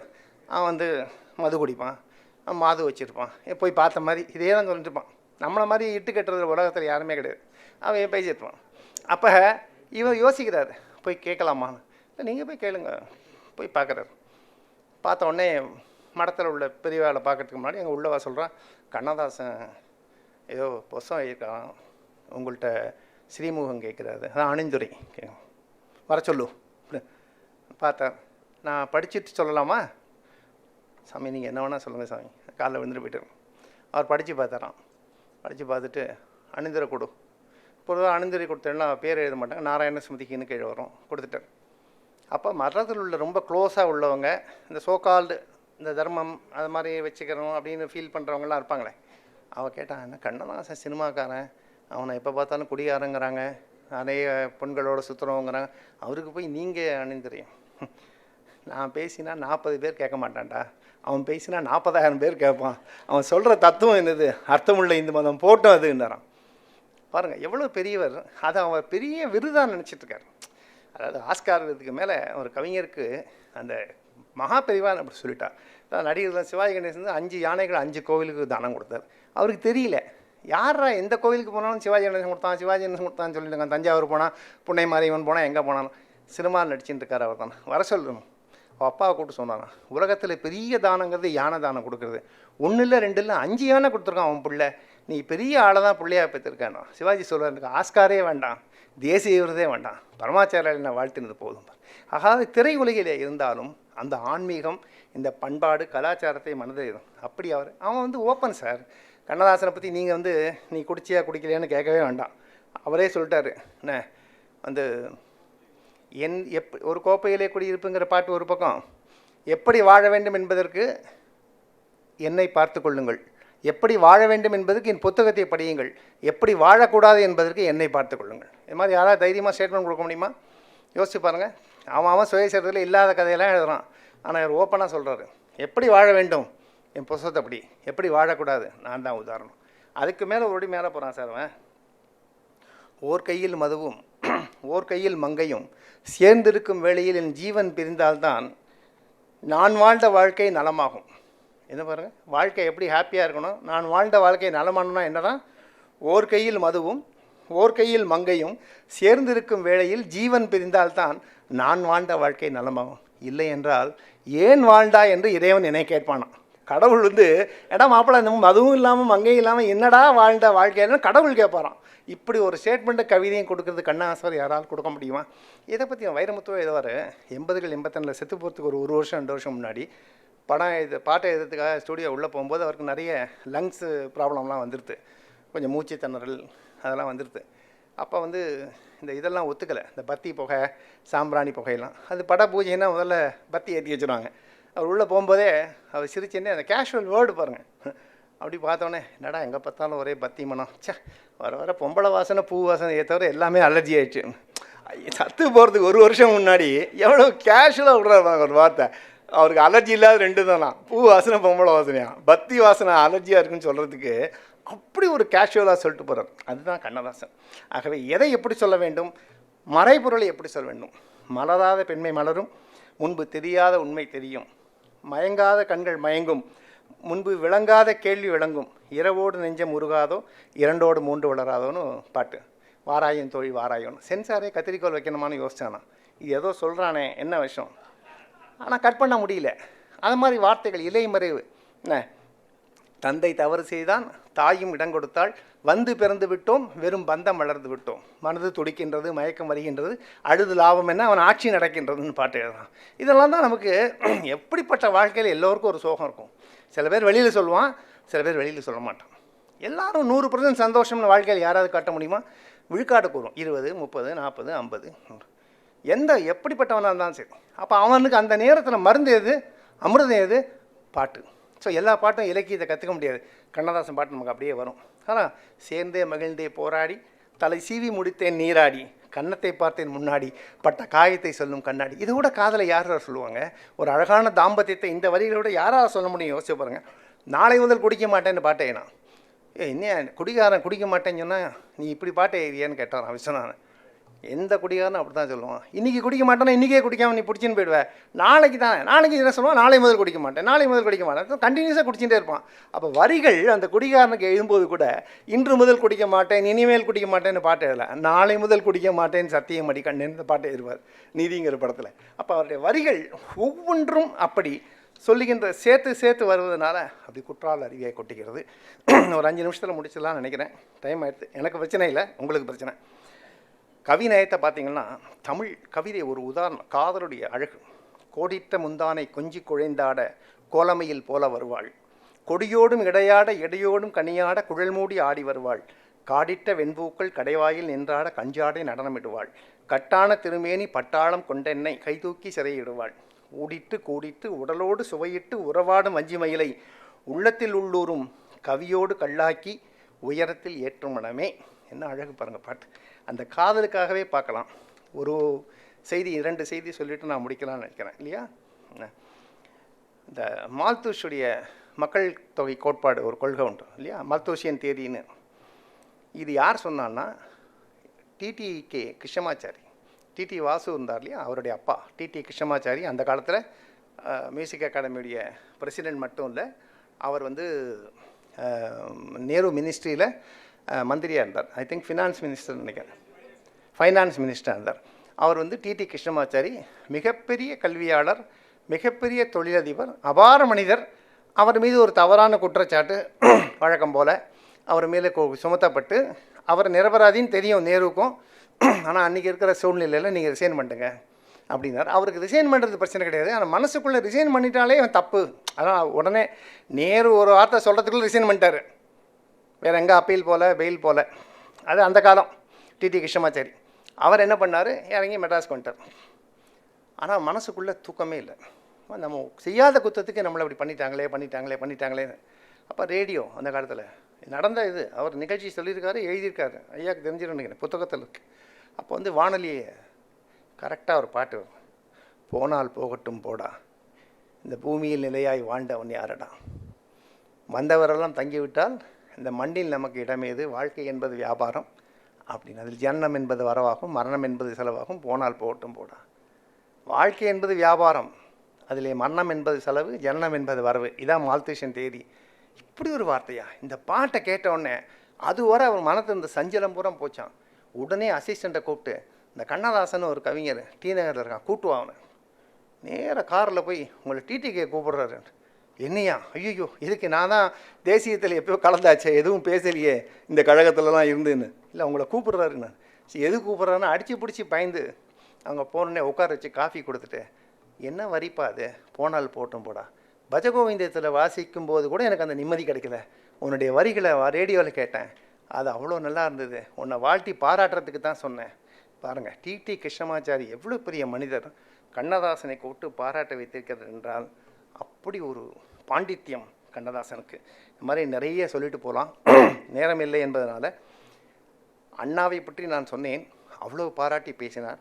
தென்னவன் பிள்ளையடி, தீராதி தீரரடி, நாட்டிற்கு ஒருவரடி, நற்றமிழ் அறிஞரடி, முத்தினில் அழகிருக்கும், முல்லையில் மனம் இருக்கும், மொத்தமும் நிறைந்திருக்கும், என் அண்ணா மொழிந்திருக்கும் ஒரு வார்த்தையில். அண்ணாவுடைய ஒரு வார்த்தையில் என்னெல்லாம் இருக்கான்? முத்தினில் அழகிருக்கும், முல்லையில் மனம் இருக்கும், மொத்தமும் நிறைந்திருக்கும், என் அண்ணா சொன்ன ஒரு வார்த்தையில் சொல்லி அப்படிலாம் ஏனார் பாட்டு. ஆனால் அந்த நாத்திகத்தில் நம்பிக்கை இல்லைன்னு, நாத்திகம் இறந்த மேனி, நாத்திகம் மூடஞானி, ஆத்திகன் மலரின் தேனி, ஆராய்ச்சி சுரங்கக்கேணி. நாத்திரம் இறந்தால் மட்டுமே நற்பொருள் கை வராது. வெறும் பேச்சினால் மேடையில் பேசிகிட்டு இருக்காதுங்கடா. அன்றைக்கே நாத்திரம் இருந்தால் மட்டும் நற்பொருள் கைவராது, சாத்திரம் படித்தல் வேண்டும், சகலமும் அதிலே தோன்றும். கண்ணதாஸ் அவன் தான் 14 வருஷம் இருந்தவன் வனவாசம்னு. ஆனால் அவன் தான் உரிமையோடு சொல்ல முடியும். இந்த அண்ணாவை பார்த்து நலம்தானா என்று விசாரிக்கிறான். இந்த அண்ணா தான் எனக்கு என்று அண்ணா 40 என்று எழுதுகிறான். அண்ணாவை விட யாரும் இல்லை என்று சொல்கிறான். அதே அண்ணா ஒரு தேர்தலில் வெற்றி பெற்று யார் உழைத்தார்களோ அவர்களுக்கு கொடுக்காமல் இன்னொருக்கு அந்த மோதிரத்தை கொடுத்து விடுகிறார். வெற்றி கனியாக இந்த கணையாழியை இவருக்கு கொடுக்கிறேன்னு ஒருத்தர் கொடுத்துட்டார். பேர் சொல்ல விரும்பலை. இவருக்கு கொடுக்கணும். இவரோட கூட சேர்ந்த கூட்டம் இருக்குது. சென்னை மாநகராட்சி தேர்தல் தான். அவர் கொடுக்கல. அவருக்கு வருத்தம். மேடையில் ஒன்றும் பேசலை. அண்ணாவை தனியாக சந்தித்து கேட்டார், அண்ணா நியாயமா? உழைச்சவங்கெல்லாம் நான், நீ யாருக்கோ கணையாழி போட்டியா, நியாயமானு கேட்டேன். நீ ஒரு மோதிரம் வாங்கி கொடுத்தா உனக்கும் போட போகிறேன் அண்ணாத்தில். நடந்த கதை. இப்படிப்பட்டவர் ஒரு தலைவரான மனசுக்குள்ளே கோபம் வந்துருச்சு. அப்போ தான் அண்ணன் காட்டி, அப்போ கூட அண்ணா மேலே ஒரு கோபம் வரலையாம். அந்த நேரத்தில் இந்த சிவாஜி பட பாடல்கள் படக்கதையும் ஒன்றா இருக்கும். பீம்சிங், சிவாஜி, கண்ணதாசன் இந்த பாடல்கள் அவ்வளவுமே, படங்கள் அனைத்துமே என்றைக்கும் நிலைக்கக்கூடியவை. கண்ணதாசனுடைய புகழை தரக்கூடிய பாடல்களை தான். பாசமுடார், பார்த்தால் பசி தீரும், படுத்தால் மட்டும் போதுமா, பாலும் பழமும், எதை வேணா எடுத்துங்க, பாவம் மன்னிப்பு, இதெல்லாம் வாலி எழுதுவார். பாவண்ணா பாடல்களை கேட்க கேட்க அந்த காதுகளை நான் அடகு வைத்தேன், இன்னும் மீட்கவே இல்லை என்பார். அப்படிப்பட்ட பாடல்கள். அதில் அவர் எழுதுவார், அண்ணன் காட்டிய வழியம்மா, இது அன்பால் விழைந்த பழியம்மா. அண்ணாவை பற்றி எழுதுகிறார். கண்ணை இமையே கெடுத்ததம்மா, என் கையே என்னை அடித்ததம்மா. அண்ணாவை இமையாகவும் இவர் கண்ணாவும், அண்ணாவை அவருடைய கை அதே என்னை அடித்ததம்மா. தொட்டால் சுடுவது நெருப்பாகும், தொடாமல் சிரிப்பது உறவாகும். சேர்ந்தே இருப்பது உறவாகும், இல்லை, தொட்டால் சுடுவது நெருப்பாகும், தொடாமல் சிரிப்பது உறவாகும், சேர்ந்தே கெடுப்பது பகையாகும், தெரிந்தே கெடுப்பது பகையாகும், தெரியாமல் கெடுப்பது உறவாகும். அப்படி பாட்டு எழுதுறாரு. அப்புறம் கடைசி வரை எழுதுறாரு, அவனை நினைத்தே நான் வாழ்ந்திருந்தேன், அவன் தன்னை நினைத்தே வாழ்ந்திருந்தான், என்ன இருந்தும் அவனை மறக்கவில்லை, இத்தனை செய்தும் அவனை வெறுக்கவில்லை. அண்ணா மேலே அப்படி பாட்டு எழுதுறாரு. அப்புறம் கேலி பண்ணி எழுதுறாரு பாட்டு. திராவிட நாடு கிடைக்கும்னோடனே, திண்ணையிலே கிடைக்கும் என்கிறாயே, திண்ணையிலே கிடைப்பதற்கென்ன தொன்னையிலே நெய்யா திராவிட நாடு.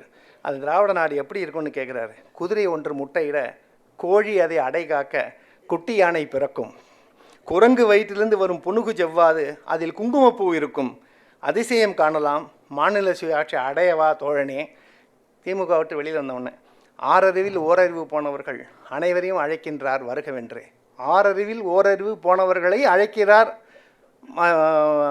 வருகவென்றுன்னு எவ்வளோ திமிர் இருக்கணும் பாருங்க. அவனுக்கு 5 அறிவு தான் அந்த கூட்டத்துக்கு பின்னாடி வரவனுக்குங்கிறதுக்கு அவ்வளோ கோபமாக பேசுகிறான். யாரை எங்கே வைப்பதென்று யாருக்கும் தெரியவில்லை, அட அண்டங்காக்காய்க்கும் குயில்களுக்கும் பேதம் புரியவில்லைன்னு பாட்டு எழுதுறான். யார் அண்டங்காக்கா? இது மாதிரி தைரியமாக எழுதினது கண்ணாசன். அங்கே போகாதீங்கடா, நான் தமிழ் தேசிய கட்சின்னு ஆரம்பிச்சிருக்கேன், சம்பத்தை வச்சு இங்கே வாங்கங்கிறான். ஓஹோ ஓகோ மனிதர்களே ஓடுவது இங்கே சொல்லுங்கள், உண்மையை வாங்கி பொய்களை விட்டு உருப்பட வாருங்கள் அப்படின்னு பேசலாம். வெறும் மேடை பேசிகிட்டு இருக்கான். உடலை திருப்பவன் வாயினிலே வார்த்தையிலே ஒரு ஒரு உண்மை இருக்காதுங்கிறான். ஆனால் அந்த அரசியல் அந்த நேரத்தில் என்ன வருதோ அதையும் எடுத்து கையாண்டவன் கண்ணதாசன். மிக அருமையாக சொல்லிவிட்டு அது மாதிரி நேரு பற்றி பேசும்போது அவ்வளோ பாராட்டியே இருக்கான். நேரு மாதிரி யார் செத்து போன உடனே ஐயோ நான் என்ன பண்ணுவேன், இப்படி போய் சாவே உனக்கு ஒரு நாள் சாவு வராதா, சஞ்சலமே நீயும் ஒரு சஞ்சலத்தை காணாயோ, தீயே உனக்கு ஒரு நாள் தீமூட்டி பாரோமோ, தெய்வமே உன்னையும் நான் தேம்பி அழ வைப்பேனோ, போதிமரப்புத்தன் போய்விட்டான், அன்றிலிருந்து பாதி வழியில் அவன் பண்டிதராய் வந்தான். நேருவை பாராட்டிட்டு நேரு பிடிக்கலன்னு அந்த கட்சியில் இருக்கும்போது, திராவிட கட்சியில் இருக்கும்போது அவர் முகத்தை, நேரு எவ்வளோ அழகான முகம், கொள்கையெல்லாம் விட்டுருங்க, நேரு அழகான முகம், அதில் அவர் சொல்கிறான் ஐயோ என் செய்வேன். நேருவை கிண்டல் பண்ணுறான் கண்ணதாசன். சுட்டதொரு கத்திரிக்காய் என்பேனா, கருங்குதிரை முகம் என்று சொல்வேனா, பனம்பழத்தை சப்பிய பின் போட்ட தரம் என்று சொல்வேனா, இப்படி நேருவை. அதுக்கப்புறம் அந்த சீன யுத்தத்தில் ஜெயிச்சாருன்னொடனே சூ சூ சூ சூயன் லாய் அந்த சீன பிரதமர், தூ தூ தூ மாச்சே தூ, தங்கள் சோறு தீர்ந்ததென்று தரமிழந்து நெறியிழந்து எங்கள் சோறு உணர்ந்த சூயன்லாய், எங்கே பகைவன் எங்கே பகைவன், ஏறிவிட்டானா மலை மேலே, அங்கே பறந்து அவன் தலை கொய்து பங்கு வைப்போம் வா பதறாதே, ஏ வெண்ணிலத்து வானிலே சீதனத்து வானில் நீ விளங்காதே, காற்றே நீ சீனத்து கண்ணீரை தழுவாதே. காற்று சீனத்து பெண்களை கூட தொடக்கூடாதான். அந்த சீனா மேலே அவ்வளோ கோபம். இப்படிலாம் வீறு கொண்டு எழுந்தவன் பாகிஸ்தானை பற்றி அன்றைக்கு எழுதுறான். இந்துஸ்தான் அன்று எட்டு வைத்த பிச்சையினால் வந்தஸ்தான் தானே மதி எழுந்த பாகிஸ்தான், தந்தஸ்தான் தன்னை சரிபார்க்க இருபொழுது அந்தஸ்தான் நோக்கி அனுப்பிவிட்டோம் சேனைகளை, இனி நீ எங்கே. இப்படி ஒவ்வொரு பாட்டிலையும் ஒவ்வொரு அவனுடைய வாழ்க்கையிலையும் எங்கே பார்த்தாலும் பார்த்திங்கன்னா அரசியலாக இருக்கட்டும் அல்லது ஆன்மீகமாக இருக்கட்டும் வாழ்க்கையாக இருக்கட்டும் மிக அற்புதமான கவிதைகளை தந்தவன். சிரிப்பு கூட ரொம்ப அழகாக சொல்லுவார். 80களில் ஒரு பாட்டில் ஒருத்தி பிஏவான் ஒருத்தி எம்ஏவான் இரண்டையும் சேர்த்தா அதுதான் பாமாவான், இனிமே நிறந்த உலகம் இருக்குது இனி இருந்த கவலை இருக்கிற பாட்டில் ஒருத்தி பிஏவான் ஒருத்தி எம்மாவான் இரண்டையும் சேர்த்தா வருவது பாமாவாமா. கமலா கல்யாணி வசந்தா வந்தாளா, 3 பொண்ணுங்க, பார்வை மத்தாப்பு ஜாடை கித்தாப்பு, 3க்கும் 4.5 கண்ணுங்க, ஒவ்வொருத்தி 1.5 கண்ணா. யோசிச்சு பாருங்கள். இந்த மாதிரி ஒரு நகைச்சுவை எழுதவன். வடமொழியிலே சுப்பிரபாதத்தை பஜகோவிந்தத்தை எல்லாவற்றையும் தமிழிலே எழுதுவன்.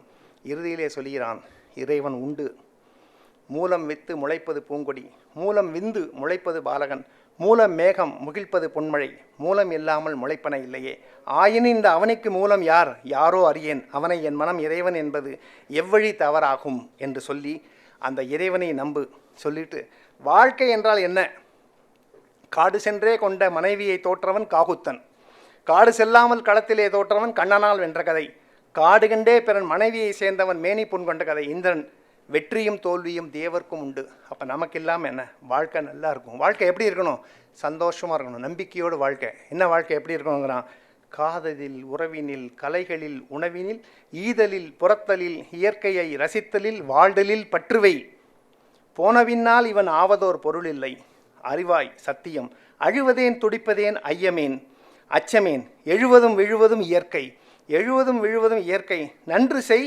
நன்று சொல் நடத்து உன் வாழ்வினை, வாழ்வதே முடிவன வாழ்க்கையை தொடங்கினால் நெஞ்சமுன் சன்னதி நிதமும் நிம்மதி. அதுதான் வாழ்க்கை. அப்படி ஒரு அற்புதமான பாடல்களை வாழ்க்கையே பாடல்களாக வரிகளாக பாரதிக்கு பிறகு நமக்கு தந்த மாபெரும் கவிஞன் கண்ணதாசன் என்பதிலே நிச்சயமாக மாற்று கருத்து இல்லை. இந்த அவையோரை வணங்குகிறேன். அற்புத வாய்ப்பை தந்த ஆர்ஆர் சபாவை வணங்குகிறேன். நன்றி, வணக்கம். ஜேபி ஒரு வார்த்தை பேசணும்னு ஆசைப்படுறார். நான் நிறைய பார்க்கக்கூடிய பாக்கியம் எனக்கு கிடச்சிருக்கு. இவ்வளோ பெரிய ஒரு ஆளுமை இருக்குங்கிறது எனக்கு அந்த காலத்தில் எனக்கு அவர்களுக்கு தெரியாது. ஆனால் ஒரே ஒரு என்னன்னாக்கா இல்லைன்னு எனக்கு கண்ணதாசன் மேலே ஒரு பற்று உண்டு. அதுதான் ஒவ்வொரு பாட்டும் அவ்வளோ அழகான பாட்டு. இவ்வளோ இவரு இப்போ கம்பராமாயணத்தில் எடுத்துகிட்டு வந்தேங்கிற மாதிரி இவர் சொல்கிறார். அவர் இவ்வளோ அழகாக ஒரு திறமை எழுதியிருக்கார். அவர் வாழ்ந்த காலத்தில் நம்மளாம் வாழ்ந்திருக்கோங்கிறது நம்மளுக்கெல்லாம் பெருமை. அதனால் எனக்கு இந்த மாதிரி ஒரு தென்காசி கணேசனுக்கு ரியலி ஹேட்ஸ் ஆஃப். இந்த மாதிரி ரொம்ப அழகாக அவர் சொன்னார். 1.5 மணி நேரம் 3 மணி நேரத்தை கூட நான் கேட்டுட்டு இருப்பேன். நான் அவ்வளோ அழகான ஒரு இது விஷயங்கள் சொல்லியிருக்கார். அவருக்கு ஒரு தேங்க் பண்ணிட்டு இந்த வாய்ப்பு கொடுத்ததுக்கு உங்களுக்கு எல்லாருக்கும் நன்றி பாராட்டி விடைபெறுகிறேன். நன்றி, வணக்கம்.